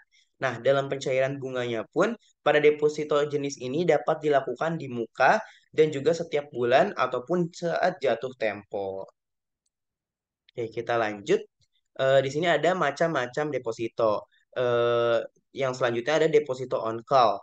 Atau berbeda dengan kedua jenis deposito sebelumnya, deposito on call sendiri ini memiliki jangka waktu yang lebih singkat, yaitu minimal 7 hari dan juga hingga kurang dari 1 bulan. Nah, namun minimum jumlah uang yang harus disetorkan pun dalam jumlah besar. Misalnya itu mulai dari 50 juta rupiah atau bahkan hingga 100 juta rupiah ke atas tergantung ketetapan dari setiap bank yang mengadakan deposito on call ini. Nah, karena setoran minimum yang tinggi serta jangka waktu yang singkat, besaran suku bunga yang diadakan dapat dihitung berdasarkan negosiasi antara bank dengan nasabah. Nah, selanjutnya di sini ada contoh layanan deposito di Indonesia. Nah, contoh apa layanan deposito Indonesia ini sangat banyak pastinya. Cuman di sini saya ambil tiga saja dari layanan bank. Yang pertama di sini ada deposito di Bank Jago, lalu ada layanan deposito dari Bank Jenius, dan yang terakhir ada deposito di layanan Bank Line Bank. Oke, kita masuk ke yang kedua yaitu tentang e-gold ataupun emas digital. Nah, emas digital maksud saya ataupun e-gold ini adalah salah satu jenis emas 24 karat yang memungkinkan investor membelinya secara online tanpa beban penyimpanan. Nah, di tengah perkembangan teknologi ini, jadi kita tuh hanya dapat membeli aset logam mulia, kita tidak dapat membeli aset logam mulia ataupun emas ini secara fisik di toko. Namun sekarang ini kita dapat membelinya secara digital melewati pasar online. Nah, aplikasi penyedia layanan investasi logam mulia ataupun emas ini menawarkan pembelian produk dengan mudah, aman, dan juga praktis. Nah, aset dari logam mulia ataupun emas ini menjadi salah satu instrumen investasi jangka panjang terpercaya karena nilainya selalu naik setiap tahunnya. Di samping itu, masyarakat dari berbagai kalangan sudah mulai menabung emas digital secara rutin melalui sebuah aplikasi. Nah, contoh dari layanan pembelian e-gold di Indonesia ini juga ada banyak. Cuma di sini saya ambil tiga saja. Yang pertama di sini ada Bukalapak, yang kedua di sini ada Pegadaian, dan yang ketiga ada Peluang.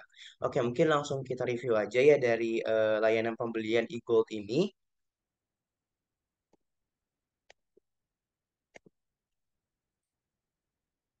Nah, di sini ada Bukalapak.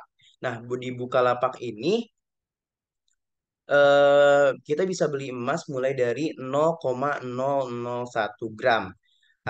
Di sini tuh dengan harga per gramnya di sini 1.100 maaf maksud saya 1.116 1.116 rupiah.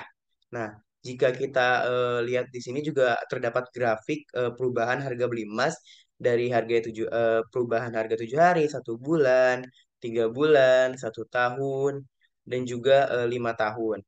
Nah, di sini kita juga bisa memilih metode pembayaran yang bermacam-macam ya pastinya ya.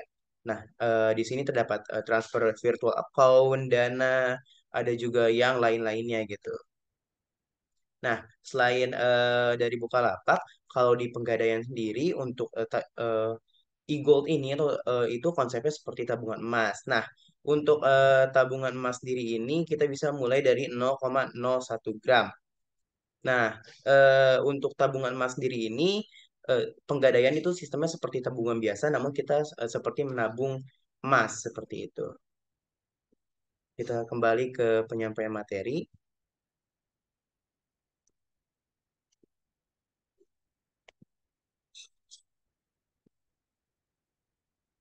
Nah, tadi kan sudah kita review ya dari layanan pembelian e-gold yang ada pada Indonesia. Lalu selanjutnya kita akan membahas tentang obligasi. Nah, pengertian obligasi adalah suatu surat berharga berupa pengakuan atau pernyataan utang yang diterbitkan oleh perusahaan penerbit, baik perusahaan swasta maupun pemerintah. Nah, perusahaan penerbit merupakan pemilik utang ataupun lalu surat yang diterbitkan tadi dapat dijual belikan kepada masyarakat. Nah, di sini masyarakat yang berperan sebagai pemegang obligasi ataupun pihak yang berpiutang. Nah, surat pernyataan utang yang diperjualbelikan tersebut berisi perjanjian bahwa perusahaan penerbit akan melunasi utangnya maksud saya serta bunga pada tanggal jatuh tempo. Nah, waktu jatuh tempo obligasi ini biasanya berkisar 1 hingga 10 tahun. Nah, secara umum, perusahaan menerbitkan surat utang untuk mendapatkan modal ataupun dana dari masyarakat agar kinerja perusahaan tidak terhambat karena kekurangan dana. Oke, kita lanjut. Nah, di sini ada macam-macam dari obligasi. Nah, dari obligasi ini memiliki beberapa macam pilihan ataupun terbagi berdasarkan beberapa kategori. Nah, kita langsung aja nih masuk ke kategori pertama, yaitu berdasarkan nominal obligasi. Nah, jika diamati berdasarkan nominalnya, investasi obligasi dibagi menjadi dua jenis, yaitu antara lain yang pertama ada obligasi konvensional. Nah, jenis ini tuh merupakan surat utang yang menyimpan jumlah nominal sangat besar, yakni berkisar di 1 miliar rupiah untuk setiap slotnya. Nah, selanjutnya di sini ada obligasi retail. Nah, sebaliknya pada jenis obligasi retail ini merupakan surat utang yang punya total nominal kecil, hanya sekitar di kisaran 1 juta rupiah saja. Nah, selanjutnya ada berdasarkan penerbit obligasi.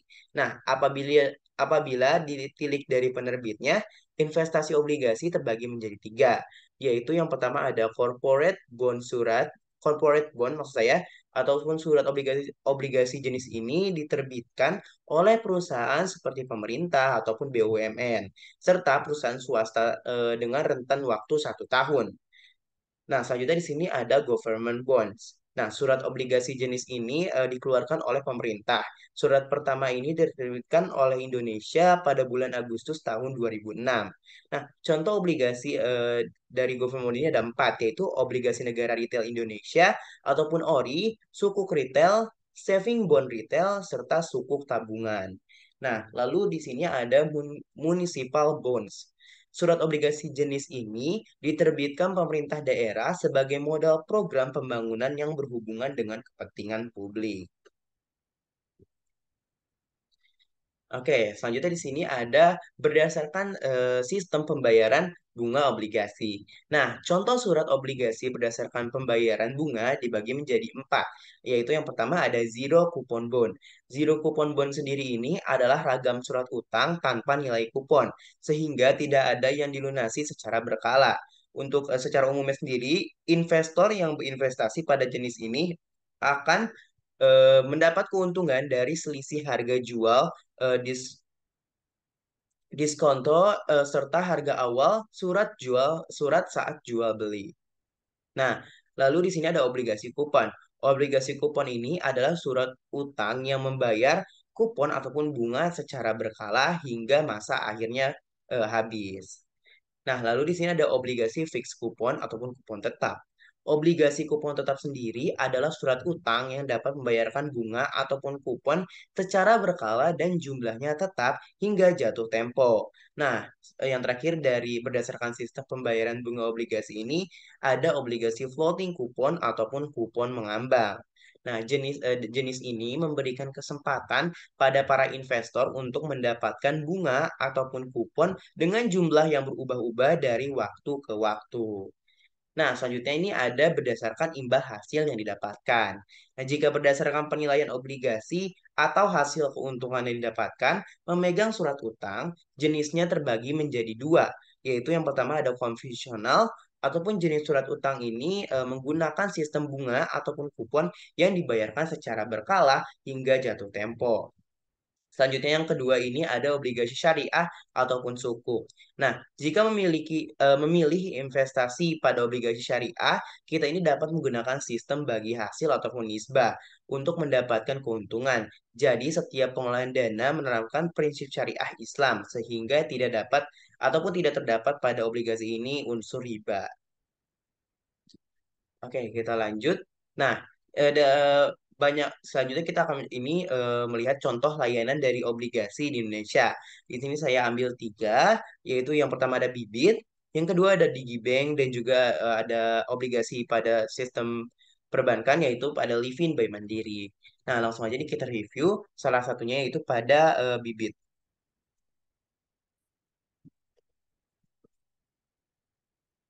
Nah, di sini ada obligasi untuk di Bibit sendiri, obligasi inilah obligasi FR. Nah, untuk yieldnya sendiri di Bibit ini mencapai 7,0341%. Nah, untuk obligasi ini bisa dimulai dari 1 juta rupiah saja. Jadi sangat cukup murah untuk membeli obligasi di Bibit ini. Nah, di sini juga terdapat selain tadi terdapat obligasi FR yang biasa, di sini juga ada obligasi fixed rate dari syariah dan berbasis berbasis project atau sukuk. Nah, sukuk negara ini yang dikelola mengikuti prinsip syariah sesuai fatwa dari DSN MUI. Nah, imbal hasil ini berbeda dengan obligasi fixed rate yang biasa, yaitu hingga 6,9712% per tahunnya. Nah, mungkin dari bibit ini juga sudah sangat jelas ya, dari yield hingga keuntungan itu kita dapat berapa persen, dan juga untuk passive income-nya pun pasti ditransfer setiap 6 bulannya. Jadi kita dapat tenang ketika kita membeli obligasi, surat utang negara di bibit ini. Oke, kita lanjut ke pemaparan materi.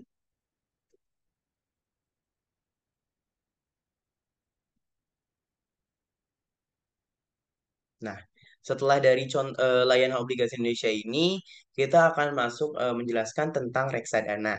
Nah, di reksadana ini adalah wadah untuk menghimpun dana masyarakat yang dikelola oleh badan hukum yang bernama manajer investasi untuk kemudian diinvestasikan ke dalam surat berharga seperti saham, obligasi, dan juga instrumen pasar uang. Nah, bentuk hukum reksadana ini dapat berupa seroan ya maksud saya seperti itu, atau berupa kontrak investasi kolektif ataupun KIK. Nah, selain itu, reksadana juga dapat dikategorikan menjadi dua, yaitu reksadana tertutup dan reksadana terbuka. Nah, dalam perkembangannya ini, saat ini reksadana yang paling banyak berkembang di Indonesia adalah reksadana berbentuk hukum kontrak investasi kolektif ataupun KIK dan bersifat terbuka. Nah, reksadana terbuka sendiri adalah reksadana yang dapat dibeli dan dijual sewaktu-waktu setiap hari pada bursanya. Oke, untuk contoh layanan reksadana di Indonesia sendiri ada banyak. Namun di sini juga saya mengambil tiga macam saja, yaitu pada Ajaib dan juga ada Tokopedia, lalu ada Bareksa. Nah, di sini juga saya akan mereview dari layanan pembelian reksadana ini.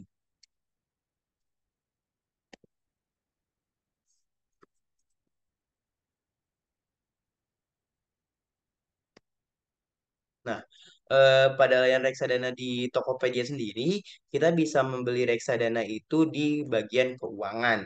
Nah, pada bagian keuangan ini, lalu kita bisa, kita tuh di Tokopedia selain membeli reksadana, kita juga bisa menabung emas.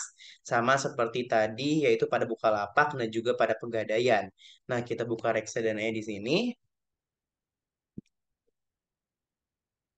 Nah, di sini juga saya sudah membeli beberapa portofolio untuk reksadananya. Nah, untuk reksadana yang saya beli sendiri pun di sini masuk ke dalam kategori pasar uang dengan keuntungan yang sudah saya dapatkan itu sebesar 1,77%. Nah, untuk beli reksadana di Tokopedia ini cukup mudah. Kita tinggal pencet beli, lalu kita tinggal milih nih, kita mau membeli dari portofolio yang mana. Nah, di Tokopedia ini sendiri tuh ada bermacam-macam untuk pembelian reksadananya, mulai dari pasar uang, pendapatan tetap, dan juga pasar uang dan juga pendapatan tetap maksud saya. Nah, untuk pasar uangnya sendiri sini juga ada pasar uang yang biasa dan juga ada pasar uang syariah. Untuk pendapatan tetapnya sendiri ini sama seperti pasar uang, ada yang biasa dan juga ada yang syariah. Nah, di sini juga terdapat simulasi investasi ketika kita berinvestasi dari reksadana ini. Ketika memang kita menginvestasikan 1 juta per bulan, lalu kita akan mendapatkan reksadana ini sebesar 230 juta itu selama 12 tahun. Ya, 12 tahun ya di sini teman-teman lihat. Dan juga 230 juta hingga 294 juta. Oke, nah untuk Tokopedia, untuk reksadanya seperti ini. Nah, mungkin selain tadi reksadana pasar uang yang pendapatan tetap, di Tokopedia juga terdapat saham, namun belum ada fiturnya untuk membelinya. Baru ada fitur di sini ada fitur saham gitu, belum ada untuk sarana untuk membelinya. Lanjut kita coba di Bareksa. Nah, di Bareksa sendiri ini terdapat untuk membeli saham, emas, dan juga reksadana. Nah, untuk reksadana dari Bareksa sendiri ini ada sejak tahun 2013. Nah, reksadana cara kerja reksadana ini tuh di sini juga terdapat 4 tahap ya. Nah, kenapa sih kalau apa ataupun jenis reksadana yang ada di Bareksa itu ada apa aja gitu kan? Nah, di Bareksa sendiri ini sepertinya lebih lengkap yaitu terdapat pasar uang, terdapat pendapatan tetap, terdapat campuran dan juga saham. Nah, yang tidak ada di Tokopedia itu adalah campuran. Untuk indeksnya sendiri sini juga pasar uang ada di rendah, juga pendapatan tetap ada di moderat dan juga saham ada di tinggi. Nah, untuk indeksnya sendiri ini dari ada yang rendah hingga ada yang 1 tahun untuk targetnya sendiri yang 1 tahun hingga 3,5 tahunan gitu. Nah, untuk di ajaib sendiri, maaf, untuk di ajaib sendiri, untuk reksadana ini kita bisa memilih banyak sekali reksadana-reksadana seperti di sini yang sudah terlihat di layar teman-teman. Pilih produk reksadana sendiri, namun saya tidak bisa memperlihatkannya karena saya belum mempunyai akun dari Ajaib ini. Oke, mungkin kita lanjut aja ke pemaparan materi yang selanjutnya.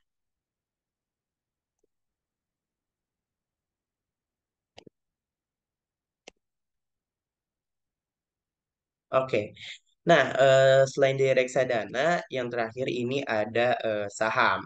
Nah, saham itu apa sih? Saham ini dapat diartikan sebagai tanda penyertaan modal seseorang ataupun pihak dari badan usaha pada suatu perusahaan atau perseroan terbatas. Nah, dengan menyertakan modal tersebut, maka pihak tersebut memiliki klaim ataupun hak atas pendapatan perusahaan, aset perusahaan, dan berhak hadir juga dalam rapat umum pemegang saham saham maksud saya atau RUPS. Nah, di pasar sekunder ataupun bursa sendiri atau dalam aktivitas perdagangan saham sehari-hari, harga-harga saham ini mengalami fluktuasi baik berupa kenaikan maupun penurunan. Nah, pembentukan harga saham sendiri ini terjadi karena adanya permintaan dan juga penawaran atas saham tersebut. Nah, permintaan dan penawaran atas saham ini dipengaruhi oleh banyak faktor, baik yang sifatnya spesifik berhubungan saham tersebut ataupun kinerja perusahaan dan industri di mana perusahaan tersebut berada. Nah, maupun faktor yang sifatnya makro ataupun eksternal, seperti perkembangan tingkat suhu bunga, inflasi, nilai tukar, dan faktor-faktor non-ekonomi seperti kondisi sosial, politik, dan lain-lain. Nah, contoh layanan pembelian saham di Indonesia ini juga ada banyak pastinya. Cuma di sini saya ambil 3, hampir sama seperti tadi reksadana, ada Ajaib, juga ada Bareksa, dan mungkin yang berbeda di sini ada Stockbit. Langsung aja nih mungkin kita review layanannya. Sebentar.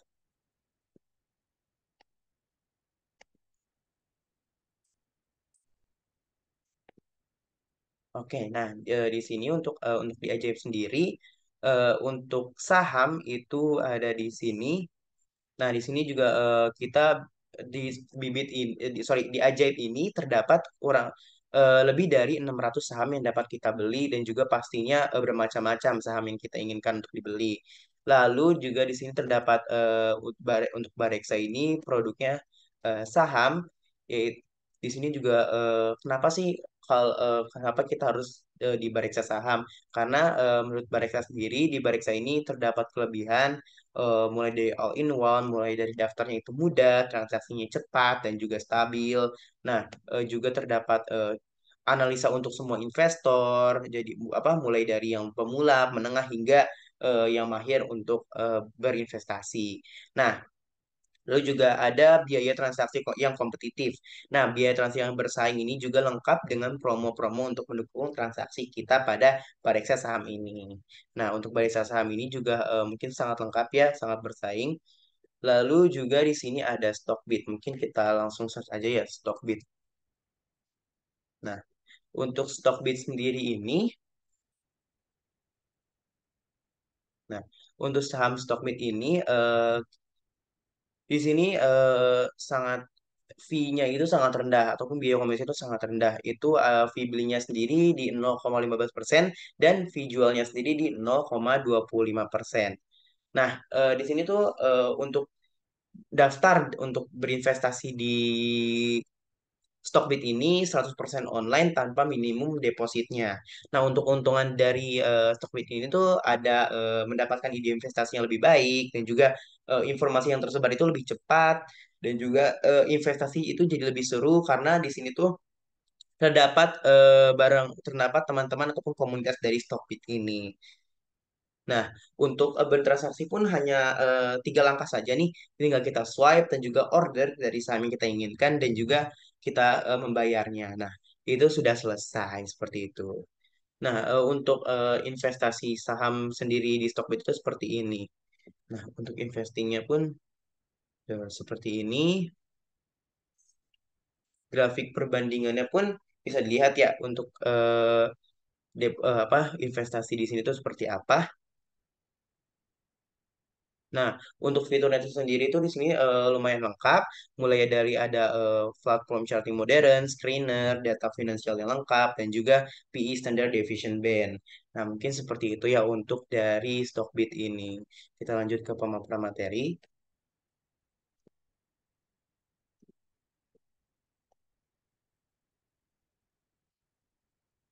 Nah, setelah mungkin selanjutnya ini apa nih? Wah, ternyata untuk pertemuan 6 ini sudah selesai. Jadi tadi adalah penjelasan materi atau review materi dari pertemuan 6 mata kuliah Sistem Informasi, Akuntansi, dan juga Keuangan. Nah, selanjutnya saya akan menjelaskan tentang materi atau review materi dari pertemuan ketujuh mata kuliah Sistem Informasi, Akuntansi, dan juga Keuangan. Oke, nah selanjutnya di sini saya akan menjelaskan eh, preview materi dari pertemuan ketujuh ataupun review materi dari pertemuan terakhir di video ini, pertemuan ketujuh pada mata kuliah Sistem Informasi Akuntansi dan juga Keuangan. Nah, pada pertemuan ketujuh tuh kita tuh bakal bahas apa aja sih? Langsung aja, yang pertama itu kita bakal ngebahas tentang apa sih pengertian dari sistem transfer uang, lalu apa sih macam-macam dari sistem transfer uang. Lalu apa sih pengertian sistem clearing nasional? Lalu juga bagaimana sistem clearing nasional ini bekerja?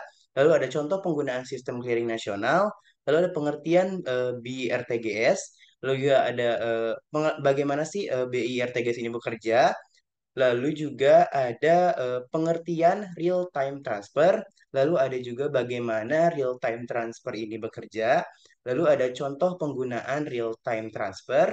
Lalu ada pengertian dari BI Fast. Lalu juga ada bagaimana cara BI Fast ini bekerja. Lalu ada yang terakhir itu contoh penggunaan pada BI Fast. Nah, untuk yang pertama ini yaitu tentang sistem transfer uang, yaitu pengertiannya. Nah, dalam keuangan, transfer uang sendiri adalah aktivitas mengirimkan uang dengan nominal tertentu dari satu rekening ke rekening yang lain. Nah, transfer uang sendiri ini juga diartikan sebagai pemindahan ataupun kiriman uang yang akan diteruskan kepada bank lain. Nah, bank transfer adalah metode pembayaran untuk umum. Transfer uang juga bisa dilakukan kapan dan di mana saja. Mungkin secara sederhananya transfer uang ini adalah suatu kegiatan jasa bank untuk memindahkan sejumlah dana tertentu sesuai dengan perintah si pemberi amanat yang ditujukan untuk keuntungan seseorang yang ditunjuk sebagai penerima transfer. Nah, biasanya pengiriman uang itu akan dikenakan biaya administrasi dengan nominal yang berbeda-beda jika melalui bank. Oke, kita lanjut, yaitu dari macam-macam sistem transfer uang. Nah, jenis transfer yang berlaku di Indonesia antara lain sebagai berikut. Yang pertama ini ada sistem clearing nasional ataupun SKN. Nah, melansir dari situs resmi Bank Indonesia, sistem clearing nasional maksud saya ataupun SKN adalah sistem transfer dana elektronik meliputi clearing debit, clearing kredit, yang penyelesaian setiap transaksinya dilakukan secara nasional. Nah, transfer SKN ini disebut juga dengan transfer lalu lintas giro ataupun LLG. Nah, jenis ini merupakan transfer dengan proses yang paling lama, yaitu sekitar 2 hingga 3 hari dengan dana maksimal sebesar 100 juta rupiah. Nah, proses transfer tersebut memakan waktu karena pihak bank harus melakukan proses clearing ataupun dalam bahasa Inggris itu clearing terhadap rekening pengirim untuk memastikan jumlah uang yang akan ditransfer itu mencukupi. Nah, lanjut ke yang kedua yaitu ada real time gross settlement atau RTGS. Nah, real time gross settlement atau RTGS ini adalah sistem transfer dana elektronik yang penyelesaian setiap transaksinya dilakukan dalam waktu singkat. Nah, dibandingkan dengan SKN, proses transfer RTGS ini jauh lebih cepat, hanya sekitar 3 sampai 4 jam saja. Bahkan terkadang dari proses transfer RTGS ini bisa lebih cepat lagi. Nah, meskipun demikian, proses real time yang dimaksud dari RTGS ini bukan sampai ke rekening tujuan pada jam dan menit yang sama. Selain itu, apabila transfer dilakukan pada akhir bulan, proses transfer akan mengalami keterlambatan selama 1 hari kerja. Hal ini dikarenakan adanya proses tutup buku yang dilakukan oleh bank. Nah, penerapan sistem RTGS di Indonesia ini sudah ada sejak tahun 2000 dengan nama BI RTGS dengan jumlah minimal transaksi sebesar 100 juta rupiah. Oke, kita lanjut. Ya, yang ketiga yaitu ada real time. Nah, transfer real time ini adalah jenis transfer yang biasa kita gunakan sehari-hari. Nah, hal ini karena proses transfernya jauh lebih cepat dibandingkan dengan dua sistem transfer di awal yaitu SKN atau sistem clearing nasional dan juga RTGS. Nah, proses transfer real time ini hanya memakan waktu hitungan detik. Jadi, dana transfer yang kamu kirimkan akan langsung diterima ke rekening penerima pada saat yang sama. Nah, meski proses transfer real time ini terbilang cepat, jumlah dana yang bisa ditransfer jauh lebih kecil dibandingkan SKN ataupun RTGS, yakni hanya mencapai 25 juta rupiah saja. Nah, untuk transfer real time ini dapat dilakukan antara rekening di bank yang sama ataupun antar rekening dari bank yang berbeda. Nah, untuk yang terakhir ini ada BIFAS. Jenis transfer BI Fast ini diperkenalkan dan diimplementasikan sejak Desember tahun 2021. Nah, dikutip dari laman resmi Bank Indonesia, BI Fast adalah infrastruktur sistem pembayaran retail nasional yang dapat memfasilitasi pembayaran secara real time, aman, efisien, dan tersedia setiap saat. Nah, BIFAS ini maksud saya dikembangkan oleh Bank Indonesia sebagai upaya untuk memperkuat dan menyediakan alternatif sistem pembayaran nasional. Nah, lalu selanjutnya di sini ada bagaimana sistem clearing nasional ini bekerja. Nah, sistem ini memiliki periode settlement atau proses pemindahan buku dari rekening pengirim ke rekening penerima yang spesifik. Bank akan meneruskan perintah transfer ke nasabah ke SKN milik BI, lalu uang akan dikumpulkan di sistem BI terlebih dahulu. Nah, setelah proses dan waktu tertentu, sistem dari BI akan mendistribusikan uang tersebut ke bank tujuan atau penerimanya secara berkala sesuai jadwal dalam 1 hari. Setelah bank tujuan menerima, barulah uang didistribusikan ke rekening tujuan. Proses clearing ini yang cukup memakan waktu hingga butuh waktu sekitar 2 sampai 3 hari kerja untuk dana sampai kepada rekening dari tujuan. Nah, contoh dari penggunaan sistem clearing nasional ini di Indonesia ada yang pertama ini ada Wesel, lalu ada cek dan juga ada nota debit. Nah, selanjutnya ini kita akan tahu, saya pun akan menjelaskan bagaimana sih BI RTGS ini bekerja. Nah, transfer dana antar peserta BI RTGS adalah sebagai berikut. Yang pertama, peserta pengirim menginput kredit transfer ke dalam terminal RTGS ataupun RT. Untuk selanjutnya ditransmisikan ke RCC di Bank Indonesia. Nah, selanjutnya RCC ini memproses kredit transfer dengan mekanisme sebagai berikut. Nah, yang pertama ini itu mengecek kecukupan saldo, apakah saldo rekening giro peserta pengirim lebih besar dari atau sama dengan nilai nominal kredit transfer. Nah, jika saldo rekening giro peserta pengirim mencukupi, akan dilakukan posting secara simultan pada rekening giro peserta pengirim dan rekening giro peserta penerima. Nah, lalu jika saldo rekening giro peserta pengirim tidak mencukupi, kredit transfer tersebut akan ditempatkan dalam antrian ataupun QQ sistem BI RTGS itu sendiri. Nah, selanjutnya di sini saya akan menjelaskan bagaimana real time transfer ini bekerja. Nah, cara kerja dari real time transfer ini bisa bervariasi tergantung pada platform ataupun layanan yang digunakan.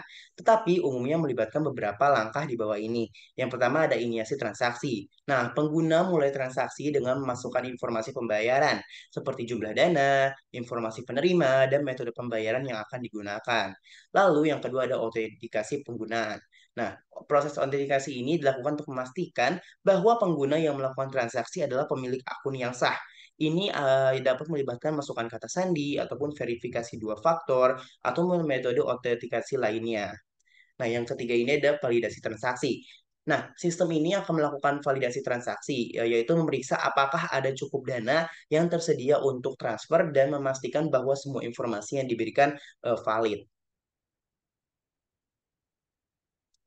Lalu di sini ada inisiasi transfer. Nah, jika transaksi dinyatakan valid, sistem menginiasi transfer dana dari rekening pengirim ke rekening penerima. Proses ini dilakukan hampir seketika cepatnya. Lalu selanjutnya ada pemrosesan pembayaran. Nah, sistem akan melakukan pemrosesan pembayaran dengan memanfaatkan infrastruktur perbankan ataupun layanan keuangan yang mendukung real-time transfer.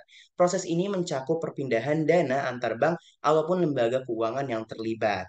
Nah, selanjutnya ini ada pembaruan saldo. Saldo rekening pengirim dan penerima diperbarui secara real time untuk mencerminkan transaksi yang baru saja dilakukan. Nah, selanjutnya ini ada konfirmasi transaksi. Nah, untuk pengirim dan penerima biasanya menerima notifikasi ataupun konfirmasi tentang keberhasilan maksud saya ataupun kegagalan dari transaksi yang dilakukan. Nah, yang terakhir ini ada rekonsiliasi. Nah, proses rekonsiliasi ini dilakukan oleh sistem untuk memastikan bahwa semua transaksi dicatat dengan benar dan bahwa tidak ada kesalahan ataupun kegagalan dalam proses transfer. Oke, selanjutnya ini ada contoh penggunaan real time transfer di Indonesia. Nah, yang pertama ini ada pembayaran tagihan. Itu untuk melakukan pembayaran tagihan secara langsung melalui aplikasi perbankan online atau layanan pembayaran digital, memastikan bahwa tagihan tersebut terbayar sesegera mungkin. Lalu yang kedua ada pembayaran online, pembelian online maksud saya. Yaitu saat berbelanja online, beberapa platform ataupun toko mendukung sistem pembayaran yang memungkinkan pembayaran langsung dan pengiriman dana secara real time. Lalu ada yang ketiga ada gaji dan pembayaran karyawan. Nah, beberapa perusahaan ini menggunakan sistem pembayaran gaji real time untuk memberikan gaji kepada karyawan mereka dengan cepat dan juga langsung masuk kepada rekening bank dari karyawan-karyawan ini. Nah, yang keempat ada pembayaran merchant. Nah, pelanggan dapat melakukan pembayaran langsung kepada pedagang ataupun toko menggunakan layanan pembayaran digital yang mendukung transfer dana real time. Yang kelima ada transaksi bisnis. Nah, ini mungkin berhubungan dengan pembayaran merchant atau bisnis-bisnis yang melakukan transaksi secara rutin seperti pembelian bahan baku atau pembayaran vendor dan lain-lain dapat memanfaatkan real-time transfer ini untuk menjaga arus kas dari bisnis mereka tetap lancar. Nah, yang terakhir ini ada penyelesaian transaksi keuangan. Nah, dalam konteks pasar keuangan, real-time transfer ini digunakan untuk menyelesaikan transaksi saham, obligasi, ataupun instrumen keuangan lainnya secara instan. Dan juga masih banyak lainnya pasti dari penggunaan real-time transfer ini di Indonesia. Nah, selanjutnya ini ada bagaimana sih cara BI Fast ini bekerja. Nah, BI Fast ini pada dasarnya adalah modernisasi dari SKNBI. Nah, layanan transfer kredit ataupun transfer debit SKNBI ini akan dialihkan ke BI Fast secara bertahap dengan mempertimbangkan kesiapan industri untuk tergabung ke ekosistem BI Fast. Nah, ke depan SKNBI difokuskan untuk memproses transaksi cek BG ataupun paper based. Lalu sebagian layanan online pun misalnya seperti internet atau mobile banking memiliki karakteristik yang serupa dengan BI Fast dalam hal untuk mengkoordinir layanan masyarakat dalam bertransaksi setiap saat atau 24 jam dalam 7 hari. Nah, BI Fast ini dilengkapi dengan fitur proxy address sehingga untuk menerima transaksi nasabah dapat tidak menggunakan nomor rekening. Hanya perlu nomor handphone ataupun smartphone ataupun alamat email sebagai alternatif nomor rekening. Selain itu, untuk batas nominal transaksi BI Fast pun juga cukup besar, yaitu sebesar 250 juta rupiah per transaksi, sehingga lebih besar dari batas nominal transaksi online yang saat ini umumnya yaitu 25 juta rupiah per transaksi. Nah, mungkin untuk contoh penggunaan BIFAS ini hampir sama seperti contoh penggunaan real time transfer online, real time transfer, karena mungkin BIFAS ini hanya pembaharuan dari real time transfer ini. Jadi di Indonesia ini penggunanya masih sama sebagai pembayaran tagihan, pembelian online, pembayaran gaji, pembayaran merchant, transaksi bisnis dan juga yang lain-lainnya.